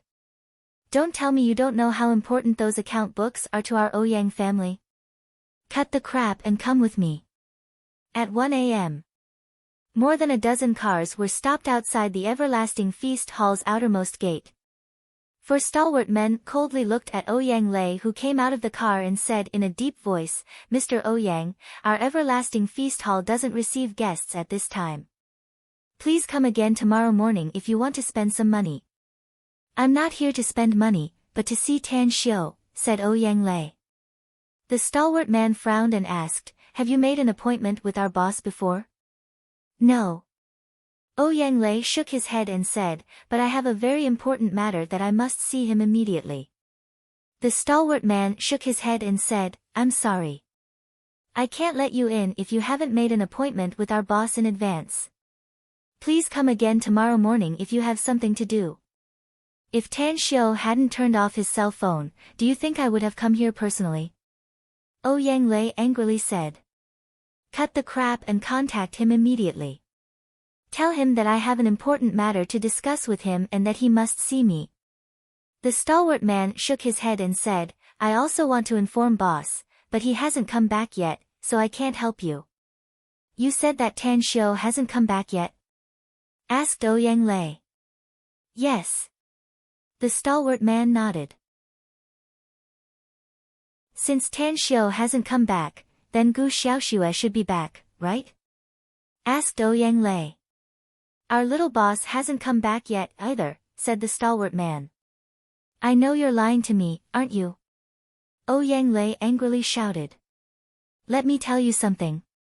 Tan Xiu is my future brother-in-law, and he will be a family with our Ouyang family in the future. I have an important matter to discuss with him, but if you refuse, Tan Xiu will definitely punish you severely later. Hurry up and let us in." The stalwart man naturally knew that Ouyang Lei was Ouyang Lulu's blood brother. He also knew that his boss had an unusual relationship with Lulu. Even the little boss, Gu Xiaoxue, and Ouyang Lulu were like sisters. What's going on? The Everlasting Feast Hall's patrol team arrived. A middle-aged man with a slightly higher rank strode forward and asked in a deep voice. The stalwart man explained the situation and even told him about the relationship between Ouyang Lei and Tan Xiu. The middle-aged man looked at Ouyang Lei with a smile on his face and said, "Mr. Ouyang, I shouldn't reveal my boss's whereabouts by right. But since you're not an outsider, there's no harm in telling you. Our boss and little boss went out to sea overnight. I don't know when they will come back." Ouyang Lei frowned and asked, "They went out to sea? Why did they go out to sea so late at night?" The middle-aged man shook his head and said, "I don't know about that. But what I said just now is true." Ouyang Lei was silent for a moment. He then turned around and returned to the car. He told the situation to Ouyang Wenjin. Finally, Ouyang Wenjin said, "Send someone to stay outside the gate and wait for Tan Xiu. Report to me immediately once he comes back. Let's go back first." Understood. At this time, in the thicket dozens of meters away from the gate post, Yang Lu held a toothpick in the corner of his mouth. His handsome face revealed an expression that was neither a smile nor a smile. He had indeed spent some time and effort to find Ouyang Lei's residence, but the result seemed to be good. Ouyang Lei was unexpectedly able to bring so many people to rush here in the middle of the night. What a pity that Tan Xiu has gone out to sea. Even if you come tomorrow morning, I'm afraid you won't be able to see him. Ha ha ha. I'll let you suffer for a while. Yang Lu muttered inwardly as he quietly disappeared into the woods with a smile on his face. However, just half a minute after he left and had yet to pass through the woods, a pair of iron pincer-like hands stretched out from behind a tree and pinched the back of his neck. "Don't move if you don't want to die." A deep and low voice sounded behind Yang Lu. Despite his tenacious mind, Yang Lu was scared out of his wits by the sudden turn of events. He was very confident in his skills and was even more confident in his concealment ability. Yet, he didn't even notice that the other party had appeared beside him despite always being extremely vigilant. Don't misunderstand me. I'm Tan Xiu's friend and also a VIP of the Everlasting Feast Hall. Yang Li's voice was a bit trembling as he raised his hands in an instant. Whoosh! Whoosh! Whoosh! 3 hazy figures flashed and appeared, while the iron pincer-like hands moved away from the back of Yang Li's neck. The 3 experts of the Everlasting Feast Hall who were responsible for patrolling the night had surrounded Yang Lu in a triangular formation. One of them observed Yang Lu a few times before he cupped his fists and said, "I'm sorry, Mr. Yang. But our Everlasting Feast Hall has a rule that no one is allowed to leave the accommodation area late at night. You were sneaky just now, so we couldn't find you first." Yang Lu rubbed the slightly aching back of his neck as he looked at the trio with fear in his eyes. Then, he forced a smile and said, "What kind of monsters are you people from the Everlasting Feast Hall, exactly? I'm a famous godly thief. How come I feel that you guys are more suitable to steal than me after meeting you guys? I'm sorry." The big man spoke again. Yang Lu forced a smile and waved his hand, saying, "Before Tan Xiu left, he told me that your Everlasting Feast Hall has a lot of rules. Forget it. Since you don't allow me to wander around late at night, then I'll go back and sleep.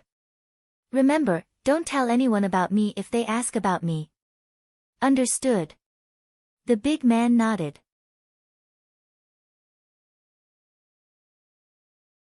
Chapter 536. On the rippling blue sea, a luxury liner braved the wind and waves as it sailed southward. On the deck of the ship's bow, Tan Xiu held a teacup and quietly looked into the distance. After a night of sailing, the sun had already risen from the distant sea, and the outline of an island ahead was already faintly visible.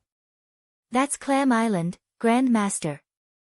Gu Xiaoxue quietly appeared behind Tan Xiu with graceful steps. "Your proposal is very good. It's indeed suitable to place the medicinal herb plantation base on this island," said Tan Xiu with a smile. The spiritual qi here is abundant, and it will be greatly beneficial to the growth of the medicinal herbs if we arrange a large array here. That's right, our people have already explored this clam island, right? What's the area of this island? It's 5.1 kilometers long and 3.6 kilometers wide, with a maximum elevation of about 12 meters, said Gu Xiaoxue. The island is mostly covered with woodland, but there's a natural lake with a diameter of about 200 to 300 meters inside. Additionally, our Everlasting Feast Hall's members who are proficient in pharmacology have explored the island and found that there are several precious medicinal herbs on the island, some of which are on the medicinal herb list you prepared. Tan Xiu nodded and sighed. This kind of isolated island with no human traces all year round will naturally grow some precious medicinal herbs under the nourishment of abundant spiritual qi. Even the age of these medicinal herbs was shockingly ancient. If my guess is correct, I'm afraid that many of the medicinal herbs we found are very old, right? That's right, said Gu Xiaoxue with a smile. There are more than a dozen precious medicinal herbs that are more than 1,000 years old. If these precious medicinal herbs were to be sold on the market, their value would definitely be very high, said Tan Xiu. Unfortunately, there are very few people in this world who are proficient in medicinal herbs, and even fewer people come to this clam island. That's why these medicinal herbs can be preserved for such a long time. While the two were talking, the liner was only a few kilometers away from Clam Island. Due to Tan Xiu's order, the liner didn't stop at the northern coast of Clam Island but circled around the island. Tan Xiu could clearly see another island a few kilometers south of Clam Island. The area of this island seemed to be smaller than Clam Island, but the terrain was vaguely higher, with the highest point being about 30 to 40 meters. Boss, we found a small liner on the southern coastline of Clam Island. Chief Instructor Gao Feng, who had been stationed at the Everlasting Feast Hall's HQ for a long time, strode over with a pair of binoculars in his hand and a grim expression on his face. I saw it. Tan Xiu nodded lightly. Gao Feng was stunned, and a strange look appeared in his eyes. One must know that the liner they were on was several kilometers away from the coastline of Clam Island. Even if ordinary people could see the island, it would be very difficult for them to see a small freighter parked on the coastline, right? Unless someone had a pair of eagle eyes. Gu Xiaoxue glanced at Gao Feng, who had a weird expression on his face, and faintly said, when your cultivation reaches our level, you will be able to see things from a few kilometers away. Gao Feng's eyes lit up as he nodded respectfully. There's someone on that liner. If my guess is correct, it's the Yao family's liner, said Tan Xiu lightly. Moreover, they have already discovered us. Send someone over. Yes. Gao Feng acknowledged and immediately returned to the cabin. Quickly. When Tan Xiu's liner approached the coastline, 4 stalwart men carrying firearms on the other small liner were already standing on the stern deck. Private island, leave immediately. The leader of the group, a bald man, had a cold and gloomy expression in his eyes as he shouted with a megaphone. However, Tan Xiu's liner ignored the other party's shout and stopped tens of meters away from the small liner. Tan Xiu and Gu Xiaoxue then stepped on the reef on the shore, followed by Gao Feng and 10 other experts of the Everlasting Feast Hall. Stop! 4 burly men rushed over with guns, and the leader, a bald man, roared angrily. Tan Xiu faintly asked, You're not good people since you have firearms. Since you said that this island is private, then I'd like to ask, what's his surname? His surname is Yao, said the bald man proudly. Do you know the Yao family in the imperial capital? This island has been obtained by our Yao family, so it's now our private territory. I don't care who you are. Leave immediately, else don't blame us for being impolite. The Yao family. What an awe-inspiring Yao family. Tan Xiu coldly glanced at him and said, Kill them. Whoosh. Whoosh. Whoosh. Whoosh. 4 figures flickered lightning fast and instantly pounced toward the 4 big men of the Yao family. Their speed was very fast, and without anyone noticing, they were holding sharp daggers in their hands. Fire!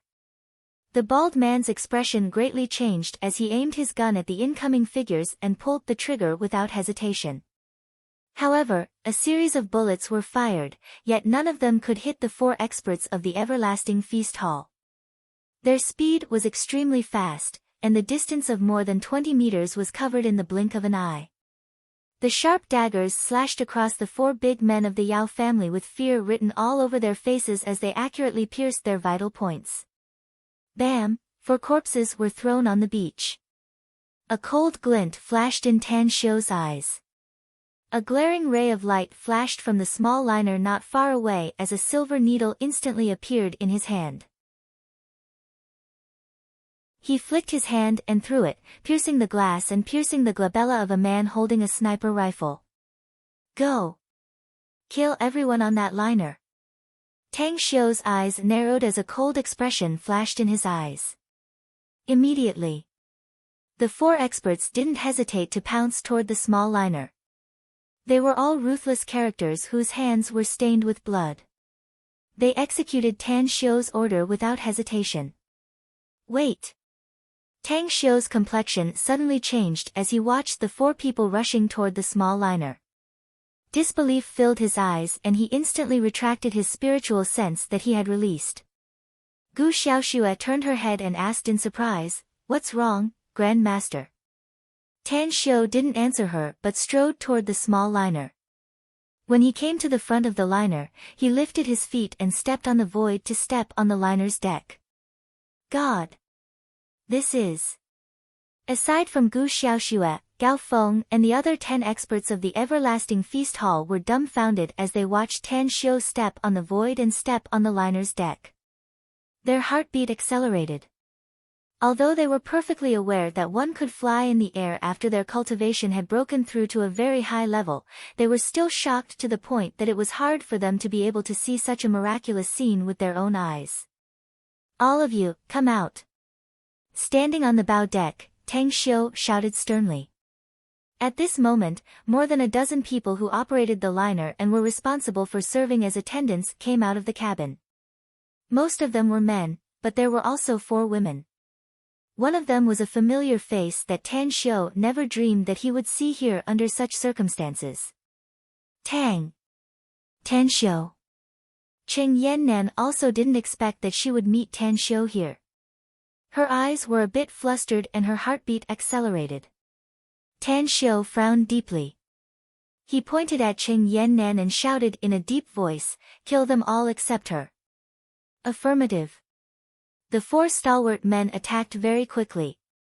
Amidst the screams and screams, they quickly killed more than a dozen people. Under Gu Xiaoxue's order, the corpses were removed from the ship and thrown on the beach. Blarg! Never had Qing Yannan seen such a bloody scene. Her stomach acid gushed out, making her bend over and retch. Fear could be seen in her eyes, as if she couldn't believe that the order just now was issued by Tan Xiu. Tan Xiu stood in front of Qing Yannan. He didn't have the intention to kill Qing Yannan, but he wanted to figure out why Qing Yannan appeared here. It must be noted that this liner belonged to the Yao family, and those who were qualified to come here were also people that the Yao family trusted. After all, the Yao family's secret intention to rent Clam Island was an absolute secret. Give her some water to rinse her mouth. Tan Xiu ordered. Immediately after, a stalwart man entered the cabin and took out a bottle of mineral water from inside. He then handed it to Qing Yannan, who had stopped vomiting. Thank you. Qing Yannan's complexion was a bit pale. She took the bottle of water and rinsed her mouth. Her eyes quickly glanced at the corpses on the beach before she slowly looked up at Tan Xiu. Speak. Tan Xiu said lightly. How come you are here? Hesitating for a moment, Qing Yannan said, My uncle is Yao Qingteng. My family was involved in renting Clam Island. I begged my uncle to bring me here. You know that's not what I'm asking, Tan Xiu said in a deep voice. Qing Yannan's eyes were somewhat evasive as she lowered her head and said, What do you want to know, then? Cheng Yannan, Tan Xiu snorted coldly and said, I used to regard you as a good classmate and friend. Speaking of which, I was even your savior.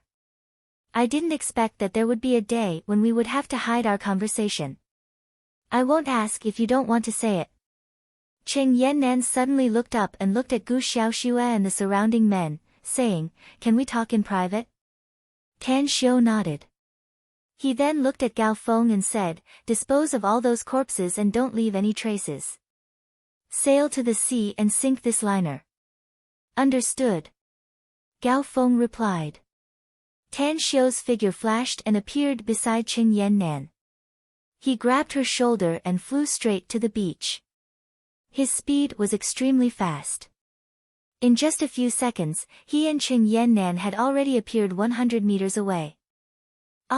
Cheng Yannan, who was dizzy and disoriented, managed to regain her footing with great difficulty.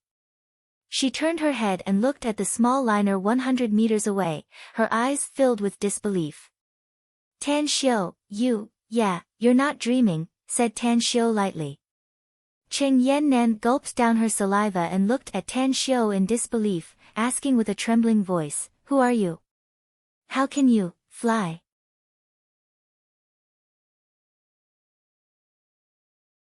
Chapter 537. Tan Xiu calmly looked at Cheng Yannan's incredulous expression and indifferently said, My identity is very special, so I can't explain it clearly in just a few words. Since we've met and we'll have a lot of time together, I'll let you know some things that are hard for ordinary people to know. But you still have to answer my question. Cheng Yannan calmed down her surging mood. She turned around and walked a few steps toward the island. She stopped next to a thick tree and bitterly said, Tan Xiu, I believe you also know that I'm a member of the Qing family in the imperial capital. My sister and I were even ostracized by our family. After returning to the imperial capital, I should have continued to enjoy my university life and have a fulfilling and relaxing time in my studies. But just half a month ago, my sister went missing while handling a criminal case and there's no news of her since then. My only backing is my sister. My family members don't like us sisters, so they began to target me and force me to marry the infamous Chu Xiang of the Chu family in the imperial capital. Do you know? Chu Xiang is known as one of the 4 calamities in the imperial capital. He has done countless stupid things and has harmed dozens of girls. He wants me to marry him so that I can climb up the Chu family's high branch. How could I agree? Seeing that Cheng Yannan stopped talking, Tan Xiu lightly said, Don't you still have an uncle? Your Qing family and the Yao family have a close relationship, so how could the elders of the Qing family dare to force you? That's right. Yao Qingtang is indeed my uncle, but he doesn't have any familial affection for us sisters. I'm afraid he wouldn't even look at me if we didn't have such a relationship. Cheng Yannan sneered. Fortunately, Yao Qingtang's wife, my aunt, likes me very much. If it weren't for my aunt's plea, how could he have brought me here? How could there be a place for me among the women who serve tea and pour water? Tan Xiu fell into silence. Cheng Yannan bitterly said, I can't stay in the imperial capital anymore. If I hadn't coincidentally learned that Yao Qingtang was bringing people to the South China Sea, I'm afraid I would have already escaped from the imperial capital and fled somewhere else. Although I don't know what they're going to do on Clam Island, I've made up my mind that I'll stay here even if there's only a 1 in a million chance. Or I'll take the opportunity to leave Jingmen Island alone. Tan Xiu sighed inwardly and asked, Where's Yao Qingtang? Cheng Yannan pointed to the depths of the island and said, He took a few people and went inside. He should be back in the evening. The Yao family can't get this Clam Island. Tan Xiu nodded. Since you don't want to go back, you can stay here from now on. Cheng Yannan's eyes lit up and she asked, What do you mean? This Clam Island will be mine in the future, said Tan Xiu confidently. Even if the Yao family exhausts all their strength, they won't be able to get it from me. I want to plant medicinal herbs here in the future. Since we're acquaintances, you can stay and help me. I'll also satisfy your salary. Cheng Yannan pondered for a moment before she nodded and said, I hope you can get this clam island in the future. But you've killed so many people of the Yao family, they won't let it go. Tan Xiu, you probably don't know how powerful the Yao family is, right? Let me tell you, the Yao family. Tan Xiu raised his hand to interrupt her and calmly said, I've already experienced how powerful the Yao family is. Perhaps you don't know that my surname is Tang, and I'm a member of the Tang family in the imperial capital. The Tang family? Cheng Yannan's eyes narrowed as she involuntarily exclaimed out loud. That's right. The Tang family. Tan Xiu nodded. Tan Xiu, I didn't expect that you're a member of the Tang family in the imperial capital. The Tang family and the Yao family. I get it. No wonder you showed no mercy to the Yao family. I know a bit about the grievances between your two families. Let's go. Tan Xiu smiled indifferently. You'll stay on our liner first. After we deal with Yao Qingting's group, no one from the Yao family will set foot on this island again. You'll stay here later. I'll arrange some people to provide you with food, clothing, and shelter. I'll also leave some people here to protect you. Cheng Yannan looked dazed. She hesitated and asked, Tan Xiu, you want to kill Yao Qingting? Do you think he can still leave? Asked Tan Xiu. Cheng Yannan gritted her teeth and said, Tan Xiu, can you promise me something? If you want to plead for Yao Qingting, I think you can forget about it, said Tan Xiu. I don't want to plead leniency for Yao Qingting. Cheng Yannan shook her head and said, he doesn't have any familial love for me. What I want to ask you is, if the Tangs and the Yaos really shed all pretense of cordiality in the future and your two families have a life-and-death battle, can you spare my aunt's life if your family wins? Tan Xiu was silent for a moment before he nodded and said, I promise you. Cheng Yannan shot a grateful look at Tan Xiu. As she was about to follow him to the liner, she suddenly recalled something and quickly asked, you haven't told me yet. How did you fly me just now? Don't ask this question again if you want to stay on this clam island, said Tan Xiu with a faint smile. There are some things I won't tell you now. But if you work for me in the future and I'm satisfied with your work, you'll know a lot of things. Cheng Yannan was silent for a moment before she suddenly smiled and asked, since you don't want to tell me, then I won't ask. But can you answer my other question? The last one. Ask away. Said Tan Xiu with a smile. Do you have a girlfriend while you're studying in Shanghai? Asked Cheng Yannan. Let's talk about feelings later, said Tan Xiu with a smile. You must study well when you're studying and learn more things during your 4 years in university. Besides, I still have a lot of things to do. How can I have the leisure time to talk about love? An extraordinary splendor flashed in Cheng Yannan's eyes as she said with a smile, I agree with your idea. You must focus on your career when you're young. Let's go. Tan Xiu took Cheng Yannan back to the coast and saw the small liner sinking in the distant sea, whereas the liner he took was returning to the coast. When the liner docked, Tan Xiu took Cheng Yannan to the deck and said, she's my high school classmate. Let her stay on our liner. Also, the Yao family's people are also on the island. Kill them directly once they appear. Xiaoxue, come with me to the island. All right. Xiaoxue smiled and nodded to Cheng Yannan. Then, she followed Tan Xiu and floated down the ship. Their figures gradually disappeared into the woods on the island. The primitive woods were lush with trees. The duo seemed to be strolling leisurely, but their speed was actually very fast. Just a light step could take them 7 to 8 meters away. As the duo continued to go deeper, they saw a lot of medicinal herbs. Many of them were common herbs, but they could also occasionally see precious ones. There were also a lot of wild animals on this island. 10 minutes later, just as Tan Xiu and Gu Xiaoxue stepped on the highest point in the center of the island, a scream reached their ears. It was accompanied by intense gunshots and several panicked shouts. Run! Scatter and run! Gather at the shoreline where the ship is parked. Fuck those fucking monsters. Get lost, BAM, BAM, BAM.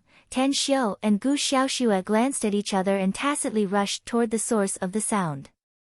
While running, they even soared into the air, stepping on the branches that were more than 10 meters high and constantly flew on the trees. 10 seconds later, the duo stood on the branches of a big tree and looked down at the two fierce beasts that looked like rhinos. The beasts glared fiercely at the 6 men who were fleeing in panic. Behind them were 2 corpses that had been bitten off. The skin is very thick and bullets can't penetrate it. It's very fast. The speed of these people can't be compared with it at all. Grand Master, they're dead for sure. Gu Xiaoxue's eyes didn't have the slightest trace of pity as she calmly watched the 6 men being chased. Although bullets can hinder these 2 fierce beasts and slow them down a lot, but as you said, they're dead for sure. Tan Xiao nodded. If my guess is correct, the middle-aged man being protected by those 2 should be Yao Qingtang of the Yao family.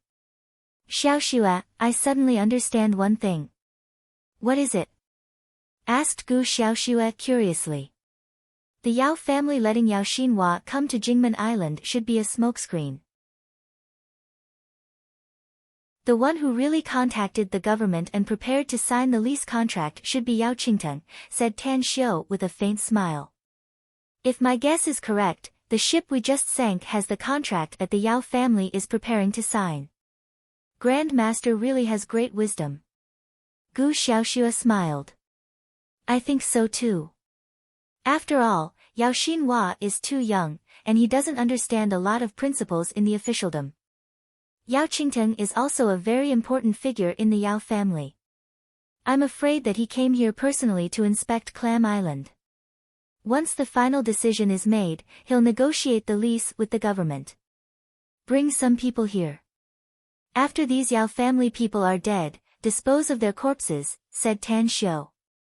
Also, remember to send some people to the sea where the ship was sunk to see if they can find some information from the liner. Grand Master, you want me to leave so that you can personally kill those 2 fierce beasts, right? Gu Xiaoxue said with a smile. Before we sank the liner, we had already taken back everything we could from the liner. I think it's better for me to stay here and help you. It seems that I really can't hide it from you. Tan Xiao couldn't help but laugh. You think I don't have the ability to kill these 2 fierce beasts, don't you? Well, since you're willing to stay here, then stay and have a look. In less than a minute. The 2 rhinoceros-like fierce beasts had already killed Yao Qingtang's group of 6. They even wolfed down all the corpses and didn't even spit out the bones. This saves us the trouble of destroying the corpses and erasing the evidence. A smile outlined on the corner of Tan Xiao's mouth as he stood on a tree branch. He softly muttered and then floated down and appeared in front of the 2 rhinoceros-like fierce beasts. Roar!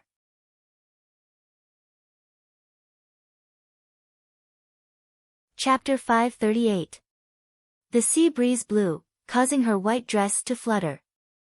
Gu Xiaoxue, who was standing on a tree branch, faintly smiled as she looked at the scene below. Although she knew that her Grand Master's cultivation had made rapid progress in the past few months, she still didn't believe that her Grand Master could easily defeat the 2 rhino-like fierce beasts. Be careful, Grand Master. Gu Xiaoxue flipped her hand and held 2 lightning talismans between her fingers. Once her Grand Master was in danger, she would immediately act. Tan Xiao turned his head and faintly smiled. When he looked at the 2 rhino-like fierce beasts again, he laughed and said, I don't lack fierce beast materials recently, so you 2 can be spared from death, but you still can't escape punishment. Since the island next door will become a place for me to rear fierce beasts in the future, I'll capture you today and throw you to the island next door. The 2 rhino-like fierce beasts obviously had some spiritual wisdom. Although they couldn't understand what Tan Xiao was saying, they could still feel Tan Xiao's malice. Therefore, one of the rhino-like fierce beasts glared at Tang Xiao with its big scarlet eyes as it jumped high and used its sharp claws to grab Tang Xiao's head. Its speed was unbelievably fast. If there were ordinary people here, even if they were to stare at it with full concentration, they would only be able to see a fleeting afterimage. Tan Xiu's toes touched the ground and his body instantly retreated. If his cultivation hadn't advanced by leaps and bounds and reached the peak of the viscera transformation stage, perhaps he really wouldn't be a match for this fierce beast. But now, he was confident that he could easily kill this fierce beast. Array weapon, broken saber. A dagger instantly flew out from Tan Xiu's palm. As Tan Xiu continued to send out hand seals, the dagger split into two and then doubled in size. In just a second, thousands of daggers had appeared in front of Tan Xiu. Slash, a low and deep voice came out of his mouth. The densely packed daggers spun at an extremely fast speed and rushed towards the fierce beast in a spiral shape. In an instant, the fierce beast was completely surrounded. Roar, an angry roar came from the rhinoceros-like beast's mouth. Its sharp teeth, claws, and the layers of scales on its body all stood up in an instant. A deep blue halo was spat out along with the roar and instantly exploded like smoke. Crack, crack, crack, the layers of daggers seemed to have cracks on them. The chill that was like blue smoke instantly caused the surrounding temperature to drop to freezing point. The leaves that were swaying in the wind seemed to freeze in an instant. Insignificant skill. A look of disdain flashed across Tan Xiu's eyes. As he waved his arm, a saber light appeared and instantly swept across the rhino-like beast's sharp claws. As the 10 sharp claws were chopped off in an instant, Tan Xiu's figure flashed. As he moved his fingers, a bolt of lightning struck down from the clear sky without any warning. Thunder arts. He was now able to release Dharma spells. The sound of rolling thunder exploded in the sky, and a bolt of lightning as thick as a baby's arm directly struck the back of the rhino-like beast. Although this strike did not turn it into ashes, it still caused it to hit the ground heavily, causing a layer of dust to splash up. On the tree branch. Gu Xiaoxue was dumbfounded as she watched Tan Xiu's mighty appearance. That surging aura made her pupils contract, and she had a feeling of wanting to worship him. She had imagined countless scenes of her grandmaster fighting with the rhino-like beast, but she never thought that her grandmaster could already cast Dharma spells, and the power was actually so strong. One had to know that even the current her couldn't do it to this extent. Could it be that Grandmaster's strength has already surpassed mine? How is this possible? A few months ago, his cultivation level was only. Gu Xiaoxue swallowed her saliva, and the rhythm of her heartbeat was several times stronger than before. Roar, the other rhino-like beast showed a look of fear in its eyes, but when it saw the scene of its companion being attacked, it didn't know whether it was dead or alive. A violent rage surged out of it, and it didn't run away. Instead, it rushed toward Tan Xiu. Tan Xiu nodded and praised, "You never abandon your companion.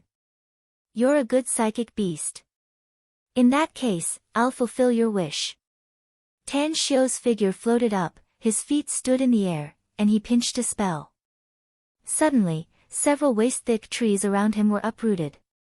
When the rhino-like beast jumped up, it was propped up by an earth pillar that rose from under it, and the trunks of several big trees smashed into its body. Bang, bang, bang, the trunks of several big trees were broken, but the beast was also smashed, bleeding from its 7 orifices. It fell heavily next to the other rhino-like beast.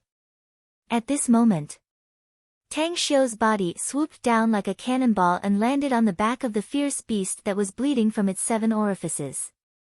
His fists fell like raindrops and smashed the rhino-like fierce beast that was struggling to get up, causing it to scream again and again.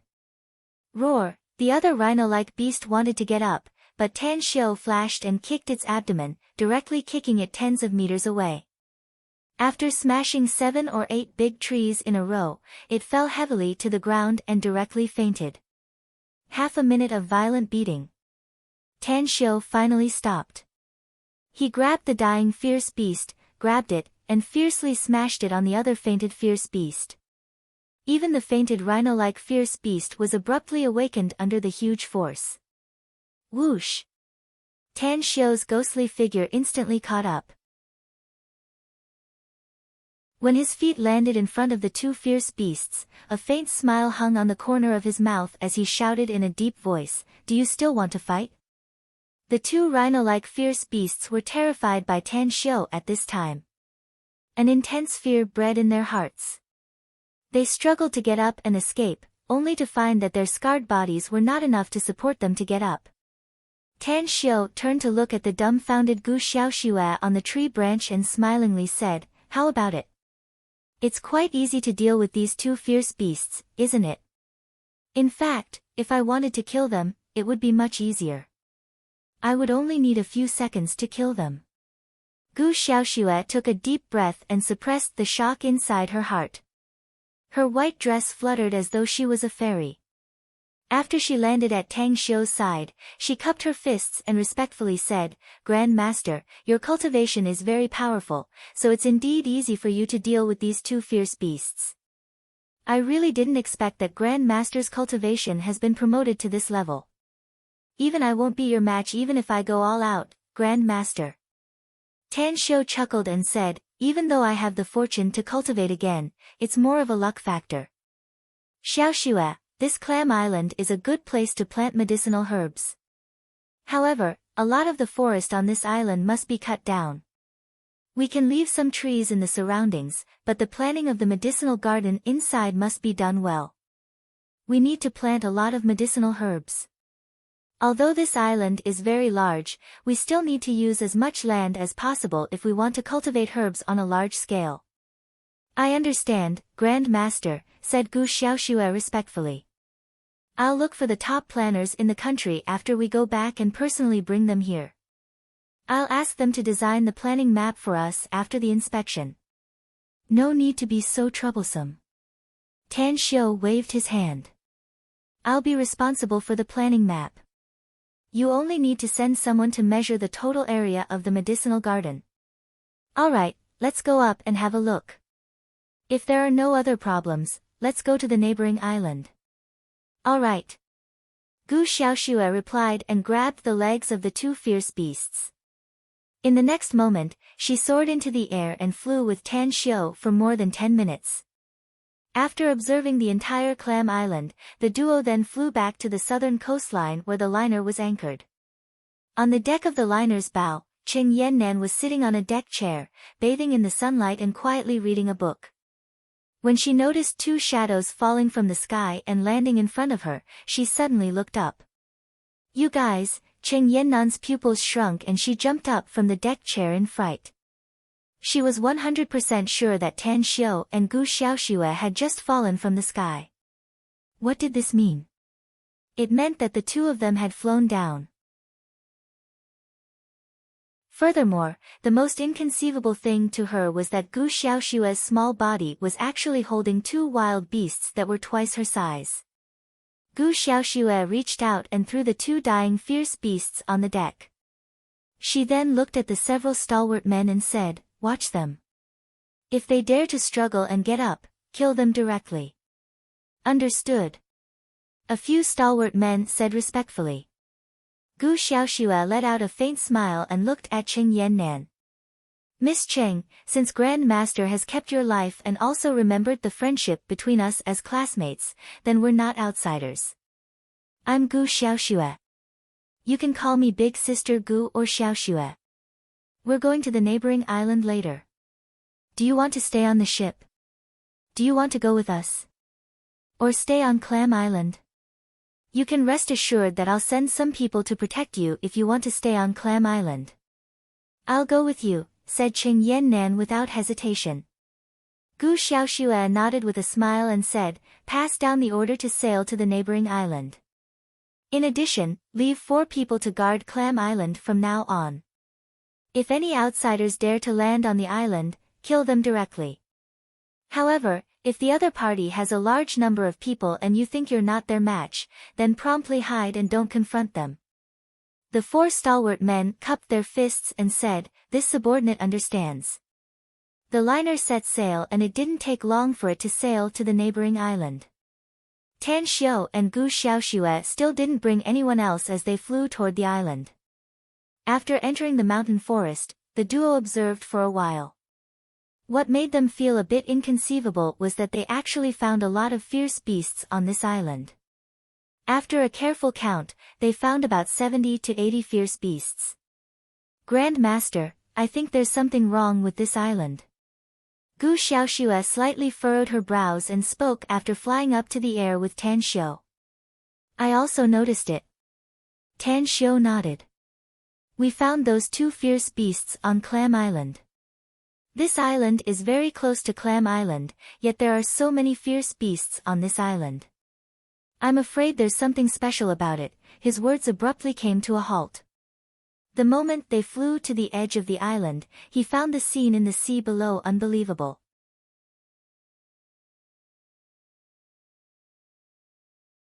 Chapter 539. On the southern part of the island, there were hundreds of fierce beasts. Some of these beasts were swimming on the surface of the sea, while some were treading on the surface of the sea as if they were taking a leisurely stroll. Thousands of fierce beasts were densely packed on the beach. Some of them were lying on the beach, while others were jumping around and running around. Heavens! How come there are so many fierce beasts here? Despite Gu Xiaoxue's composure, she couldn't help but exclaim at this time. A glint flashed in Tan Xiu's eyes. Although he couldn't figure out why there were so many fierce beasts here, he seemed to see countless fierce beasts being kept in captivity and countless cultivation resources piled up like a mountain. Xiaoxue, I don't believe in heaven, but I still want to thank it at this moment. The appearance of so many fierce beasts here is like charcoal in snowy weather. If we can take care of this place and control all the fierce beasts below, we won't need to capture ordinary fierce beasts to domesticate. Gu Xiaoxue's eyes lit up, but they dimmed after a while. She forced a smile and said, "This place is too terrifying, Grand Master. Even if our cultivation is very high, I'm afraid we can't catch all of them, right?" "We can't catch all of them, but I believe we can catch them sooner or later if we bring more experts here," Tan Xiu said with a smile. Huh? No. Suddenly. Tan Xiu's complexion suddenly changed. The moment he reached out to hold Gu Xiaoxue's slender waist, his figure swooped toward the mountain forest like a lightning bolt. In just a short moment, he had already taken Gu Xiaoxue and appeared in the dense mountain forest. What's wrong, Grand Master? Gu Xiaoxue had almost never been in contact with a man. Being hugged by Tan Xiu by her slender waist, the warmth from Tan Xiu's big hands, and the smell of Tan Xiu's masculine scent made her body slightly weak. Even the tips of her ears had turned a little red at this moment. Tan Xiu didn't notice Gu Xiaoxue's abnormality. He didn't let go of Gu Xiaoxue at this time. Instead, he quickly rushed towards the northern coastline with her. 2 minutes later, he returned to the liner with Gu Xiaoxue and gave the order to set sail. The liner set sail and once again stopped at the coastline of Clam Island, but this time, it was already at the northern coastline of Clam Island. Grand Master, what's going on? Gu Xiaoxue was finally released by Tan Xiu. She secretly heaved a sigh of relief and asked again. Frowning, Tan Xiu forced a smile and said, "It seems that I'm just indulging in fantasy. We thought that we had encountered great benefits, but we forgot about the great trouble. I've encountered such a gathering of ferocious beasts several times, and I've even encountered a large-scale gathering of immortal beasts. If my guess is correct, the island next door has already been occupied by vicious beasts and has become a vicious beast paradise. There are 2 necessary conditions to form a vicious beast paradise." Gu Xiaoxue asked in surprise, "Which 2? "First, there's definitely a huge spiritual vein under that island," said Tan Xiu seriously. "And this spiritual vein is very active." Gu Xiaoxue nodded and said, "I felt it when we just landed on the island. The concentration of heaven and earth spiritual qi there is indeed several times stronger than that of Clam Island. That's just one of the reasons. The second reason is that there must be very terrifying fierce beasts on that island," said Tan Xiu. "Such fierce beasts are at least high-level ones. Even with my current cultivation, I'm not sure if I can deal with them." I even suspect that the strength of that fierce beast is far beyond mine and has reached a very high level. That's because the number of fierce beasts we've seen is more than 2,000, and this is only the ones on the surface. Who knows how many fierce beasts there are under the sea? Gu Xiaoshua's complexion greatly changed and she hurriedly asked, then what should we do? That island is the best place to rear fierce beasts. It'll be a pity if we give it up. Furthermore, if we can't solve the problem of the fierce beasts on that island. Even if we get Clam Island, I'm afraid it'll be dangerous to plant medicinal herbs there. A smile appeared on the corner of Tan Xiu's mouth as he said, we may not be the most powerful fierce beast's opponent, but don't forget that our everlasting feast hall still has a powerful expert. Gu Xiaoxue stared blankly for a moment before her eyes lit up and she excitedly said, you mean Elder Ji, Grand Master? Yes, it's Ji Qimei. Tan Xiu nodded. She may be injured, but she used to be an immortal, after all. Although her current strength has fallen to the level of an immortal, it won't be a problem for her to blow up the entire earth if she goes all out. Not to mention dealing with a fierce beast. A bright smile appeared on Gu Xiaoshue's face as she heavily nodded and said, you're right, Grand Master. If old Ji were to come, he would definitely be able to kill the most powerful beast right away. Do you want me to send someone back to call Elder Ji over? No hurry. Tan Xiu waved and said, the purpose of our visit this time is to investigate. I'm very satisfied with the result. Alright, let's go back to Jingmen Island first. Once I get Clam Island and the neighboring island through my connections, we'll come back again. Also, I originally planned to leave some people here, but now it seems that the security issue here is quite worrying, so we'll all leave. Are you going to take that classmate of yours with you? Asked Gu Xiaoxue curiously. I trust her. Tan Xiu nodded. I believe she won't divulge the things I told her. Tang Xiu nodded. But just in case, send someone to keep an eye on her. Understood. Gu Xiaoxue nodded. The liner set sail and returned to Jingmen Island late at night. The group didn't stay for long and directly returned to the Everlasting Feast Hall's HQ. Where are we, Tan Xiu? With a curious look on her face, Cheng Yannan looked at the interior of the Everlasting Feast Hall's manor in surprise. Jingmen Island's Everlasting Feast Hall, answered Tan Xiu with a smile. How long are we going to stay here? Cheng Yannan nodded and asked. You told me to stay on Clam Island before, yet you brought me here now. What exactly are you thinking? After my investigation, I found that there are some dangers on Clam Island, said Tan Xiu. For your safety, I must bring you back first. Don't worry. We'll go back, but before that, I need to do something. All right. Cheng Yannan nodded. Shortly after, Cheng Yannan was arranged by the Everlasting Feast Hall's people to stay in the guest room next to Yang Li's. In the middle of the night, when Tan Xiu and Gu Xiaoxue watched Cheng Yannan enter her room to rest, the door next door was opened. Yang Li poked his head out and saw Tan Xiu and Gu Xiaoxue. He immediately smiled and straightened his back, saying, Brother Tan Xiu, you're back. If you didn't come back, I'm afraid I would have suffocated to death in this guest room. Since yesterday morning, that fellow surnamed Ouyang has practically been staying in the hall downstairs without leaving even a single step. Ouyang Lei. How come we didn't see him when we came up? Asked Tan Xiu with a smile. The Everlasting Feast Hall has too many rules. Yang Lu rolled his eyes and said, you can't casually walk out of the guest room at night. Otherwise, do you think that Brad is willing to leave? However, I heard that the Ouyang family made quite a big move yesterday. It seems that many of their businesses have been closed. Ha ha ha. What did you do? Asked Tan Xiu. How could you make the Ouyang family make such a big move? Yang Lu strode forward and grabbed Tan Xiu's arm, pulling Tan Xiu to his room. Gu Xiaoxue also followed him inside with curiosity. Yang Lu picked up the account books from the bookcase and showed them to Tan Xiu. Then, he said with a smile, Brother Tan Xiu, it was you who told me to mess with Ouyang Lei, so I found his address and took some things from him.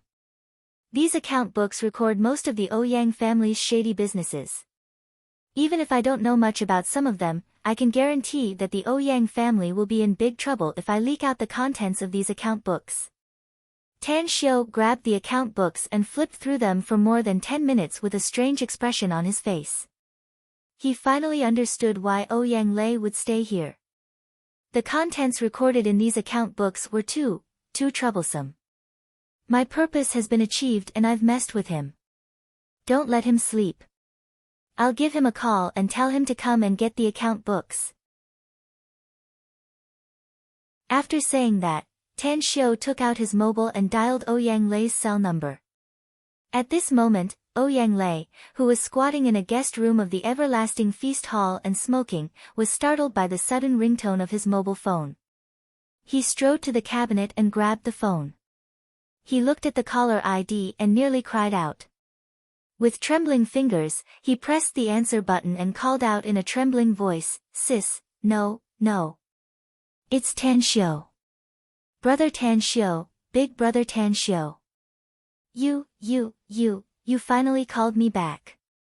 A smile outlined on the corner of Tan Xiu's mouth as he said, "Oh, big brother Ouyang called me brother-in-law?" "No, it's your future brother-in-law, right?" With a sullen face, Ouyang Lei said, "No, I won't call you that even if you beat me to death." "Brother Tan Xiu, big brother Tan Xiu, tell me, is my thing in your hands?" "Yeah, it's in my hands," said Tan Xiu with a smile. "You want it? Then wait for me in the lobby on the first floor. I'll go down later." "It's really in your hands? That's great. I'll be there right away." Ouyang Lei hung up the phone with an ecstatic look on his face. He couldn't care less about the fact that Tan Xiu had stolen his account books. As long as he could get those account books back, he wouldn't refuse even if he had to kowtow 8 times to the north.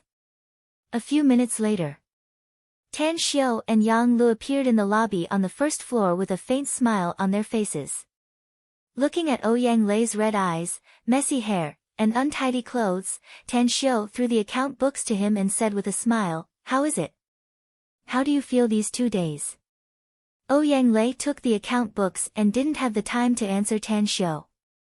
He quickly flipped through the records and found that there were no mistakes. Only then did his heart, which was hanging in mid-air, finally calm down. Thank you, brother Tan Xiu."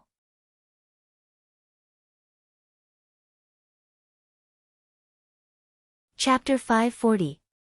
Yang Lu looked at Ouyang Lei with a strange expression and incredulously said, "Hey, Ouyang Lei, is there something wrong with your brain? Tan Xiu asked me to steal it, and now you're thanking him. What kind of logic is this?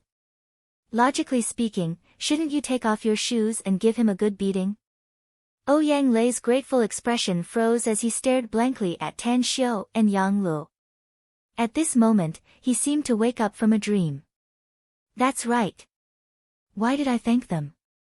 It's all thanks to them that I almost collapsed these past 2 days." For a moment, the gratitude inside Ouyang Lei's heart turned into nothingness. He wanted to get angry, but he didn't dare to do so.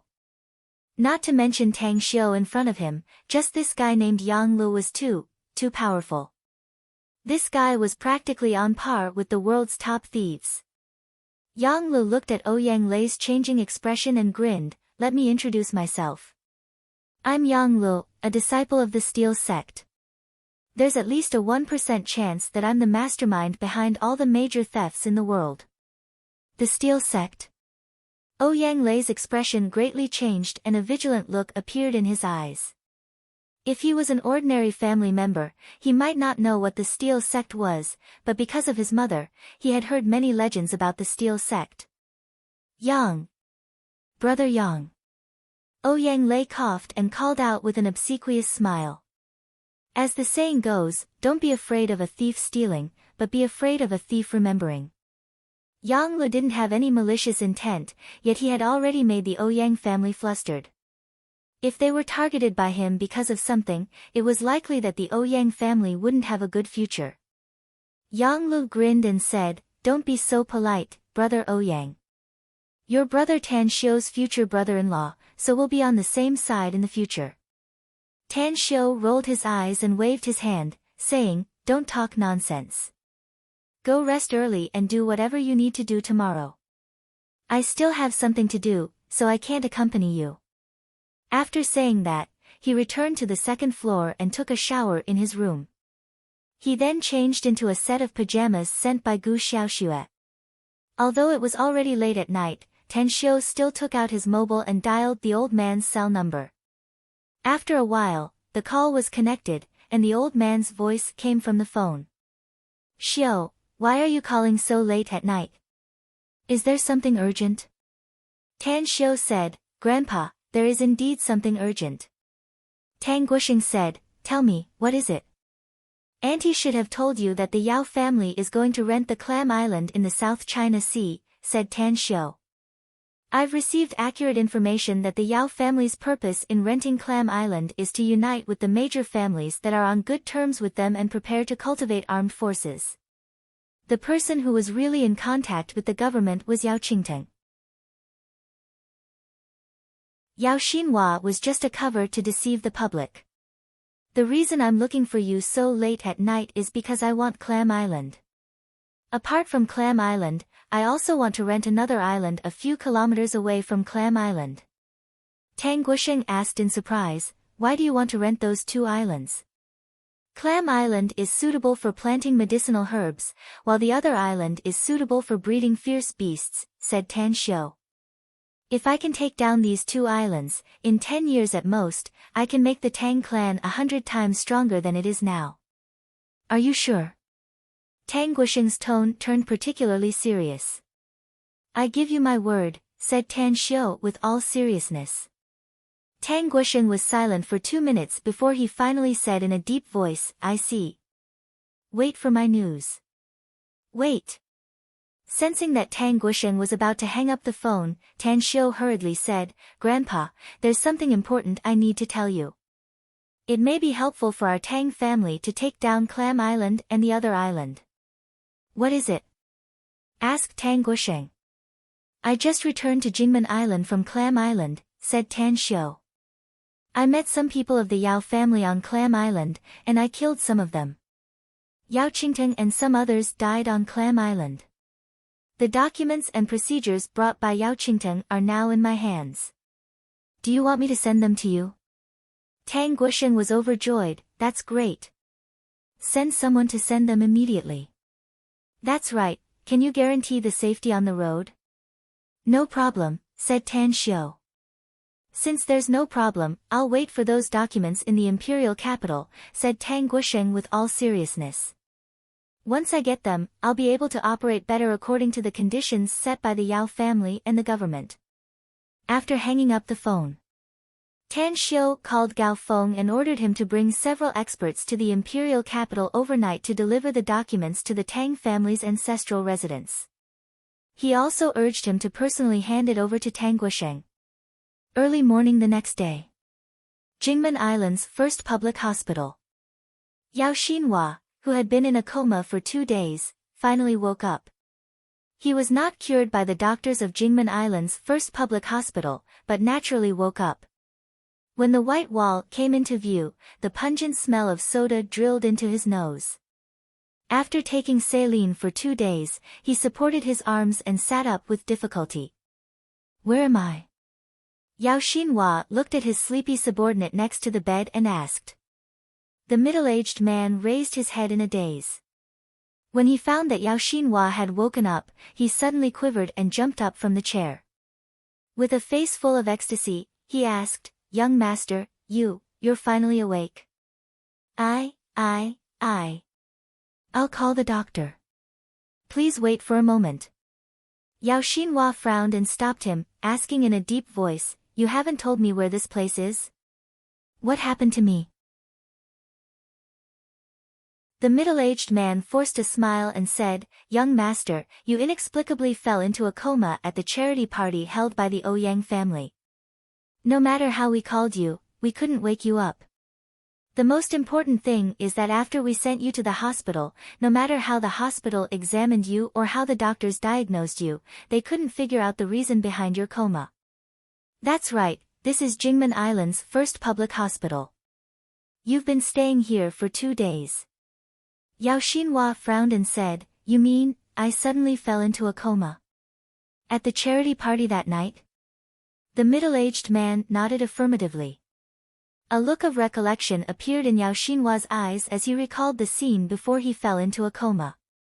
Suddenly, his complexion changed and he asked in a deep voice, What about Tan Xiu? Where was Tan Xiu after I fell into a coma that night? The middle-aged man was confused and said, You mean Tan Xiu of the Tang family? Yes, it's him, said Yao Xinhua in a deep voice. Before my memory finally faded, I was with him. Where was he at that time?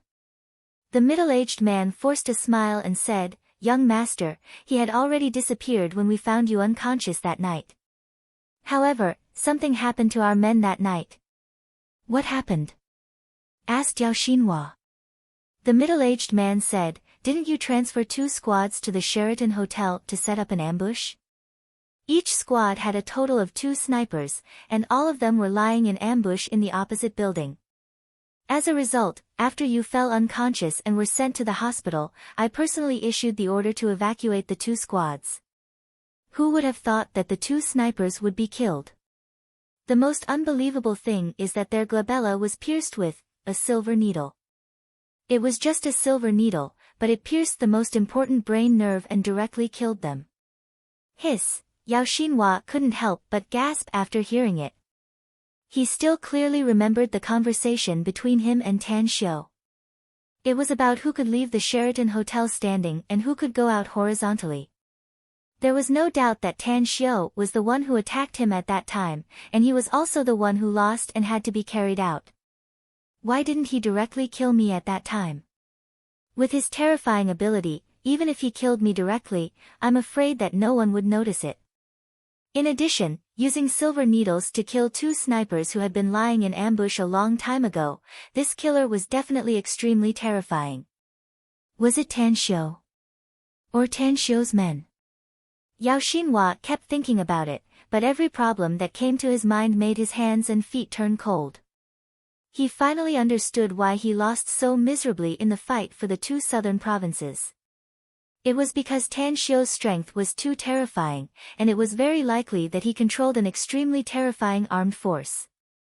After a long time, Yao Xinhua looked at the middle-aged man and asked in a deep voice, Has my second uncle come back? The middle-aged man shook his head and said, No, he hasn't. We called his satellite phone, only to find that no one answered it. Further, our people have also lost contact with the liner. Yao Xinhua's complexion drastically changed and hurriedly asked, There's a special communication device on the liner. How could we lose contact with the people on the liner? The middle-aged man forced a smile and said, The communication device on the liner has been turned off, so we can't get in touch with them. Yao Xinhua was silent for a moment and then said, I see. Let's go back to the imperial capital first and talk about other things later. The middle-aged man hesitated and cautiously said, Young master, someone came this morning to press for a debt. Pressing for a debt? What the hell are you talking about? Yao Xinhua angrily shouted. Who do we owe a debt to? The middle-aged man whispered, They said that they were sent by Tan Xiu.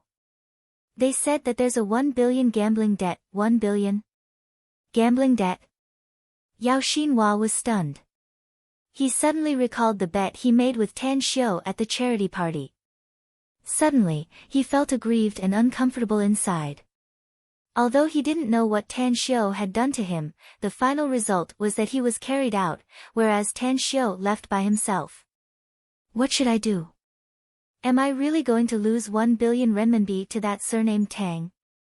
Yao Xinhua clenched his fists. Humiliation flashed in his eyes as he said in a deep voice, Let's talk about it when we get back. I think it's better not to wait until we get back. If you're willing to bet, you must be willing to accept your loss.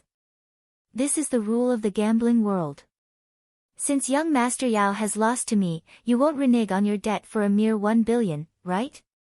A joking voice came from outside the ward. As the voice faded away, Tan Xiu, along with 2 stalwart men, strode into the ward. A faint smile hung on his handsome face as he looked at Yao Xinhua, who had just come down from the sickbed. There will be 4 chapters today. Seeking monthly votes for support.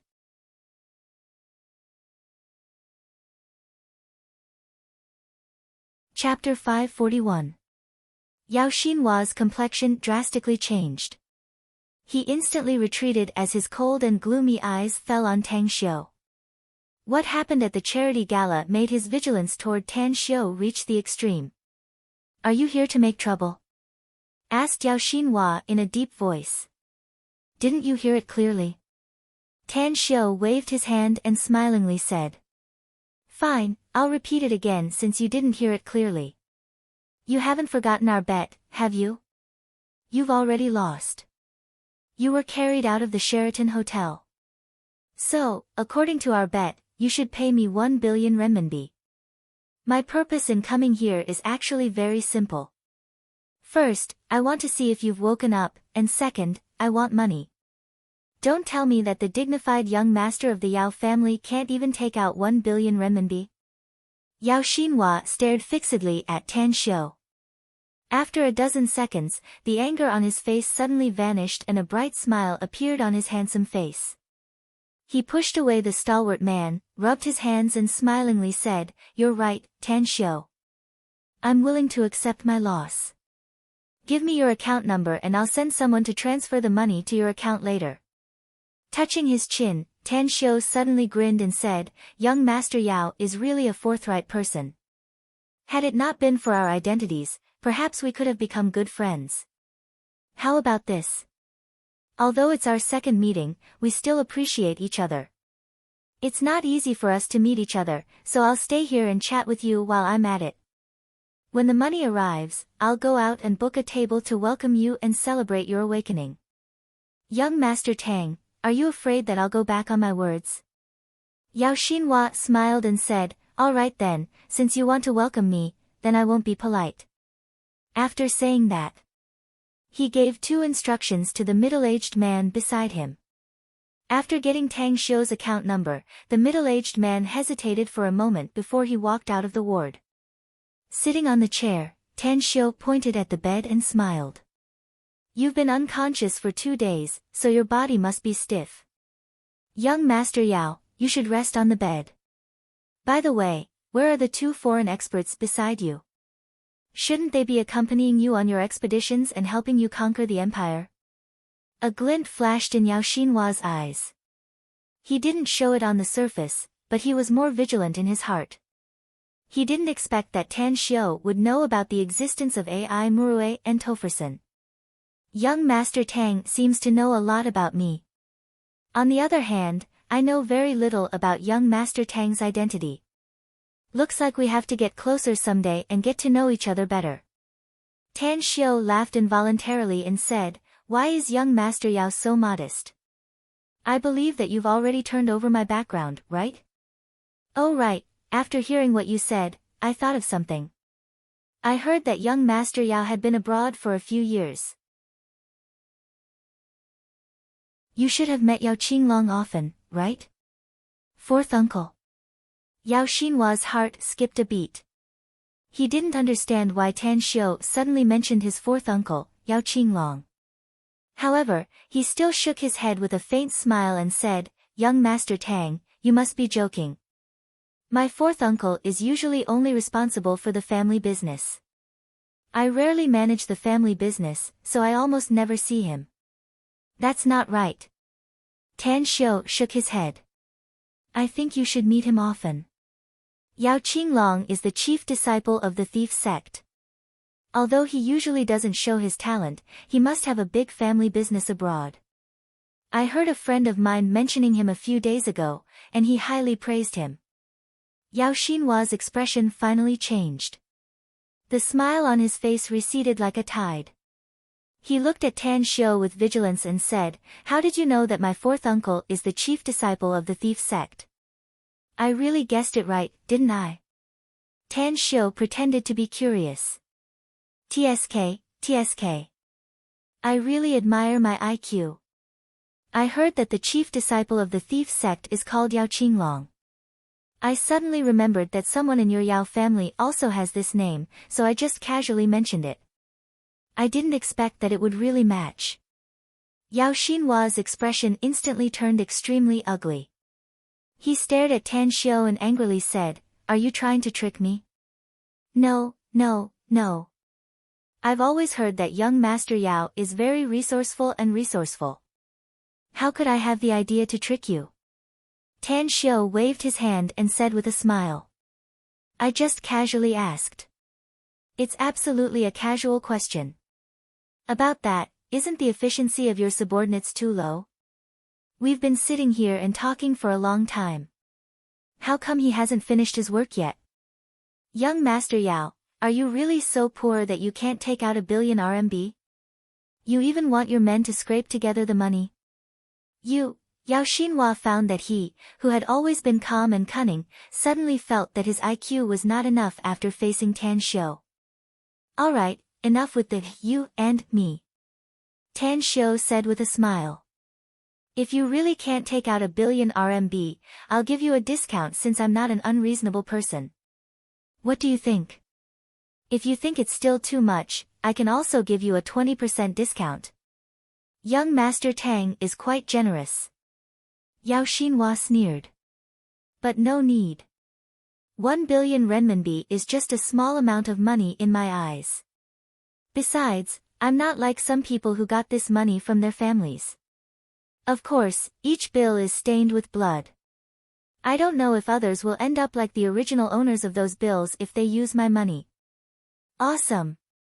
Tan Xiu gave a thumbs up and praised. My money is given by my family.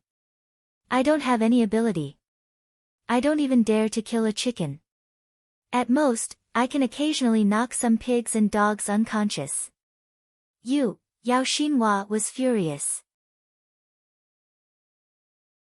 The reason why he appeared in the hospital was because he was knocked unconscious by Tan Xiu. Tan Xiu's words implied that he was a pig and a dog. Knock, knock, the ward's door was knocked.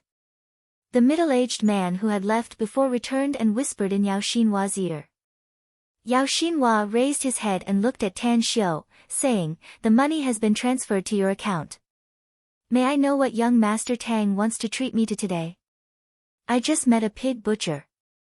Tan Xiu said with a faint smile. The day before yesterday, he said that he wants to put down his butcher knife and open a restaurant. I've already told him before I came and asked him to get us some pufferfish. We'll eat pufferfish meat today. Pufferfish? Yao Xinhua's heart trembled. He suddenly turned to look at the middle-aged man beside him and angrily shouted, "What did you just say? You want me to go back and deal with something? Young Master Tang wants to invite me to eat pufferfish meat. Didn't you hear it?" The middle-aged man stared blankly at first before he immediately understood Yao Xinhua's meaning. He quickly said, "Young Master, it's not that I want you to go back, but we really have something to do.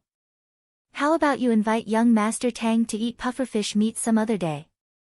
I remember that there was an old carpenter who used to sell coffins. He recently opened a restaurant and learned how to cook pufferfish for a few days."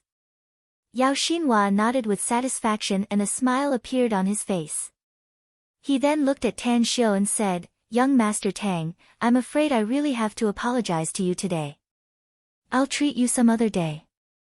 I'll do it myself." Tan Xiu glanced at the middle-aged man with a smile. He got up and walked to his side. He gently patted his shoulder and said with a smile, "Not bad. You're a very loyal dog. Since young Master Yao has something to do today, then I won't force you. Goodbye." After saying that, Tan Xiu walked out of the ward along with the two big men. Just as he was about to reach the ward's door, he suddenly stopped, turned his head and said with a smile, "Young Master Yao, since your fourth uncle is the chief disciple of the thief sect, do remember to say hello to him on my behalf when you see him." As for the businesses in his hands, I'd like to have a good cooperation with him if there's an opportunity in the future. Sure. I won't see you out. Yao Xinhua said with a fake smile. Following Tan Xiu's departure, Yao Xinhua's expression finally turned gloomy. After he fiercely punched the bed with his fist, his other hand took out his mobile and dialed the number of his family's elders. A few minutes later. After leaving Jingmen Island's first public hospital's entrance, Tan Xiu comfortably sat on the back seat of the car and asked, "What do you two think? Did I have the upper hand just now, or did that surnamed Yao guy have the upper hand?" The big man on the front seat turned his head and said with a smile, "Boss, your imposing manner is very strong. You've been suppressing that surnamed Yao guy, so of course you had the upper hand. Imposing manner and whatnot is just an illusion." Tan Xiu said with a smile. "At least my purpose in coming here today has been achieved. TSK. Even if that Yao Xinhua is rich, I'm afraid it'll be enough for him to feel pain for a while. Also, I found something interesting today that will definitely let Yao Xinhua live for a while."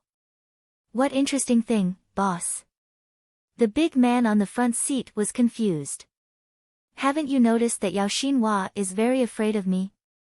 Tan Xiu asked with a smile.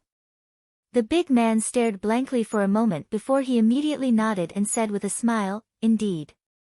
His eyes were full of vigilance ever since he saw you.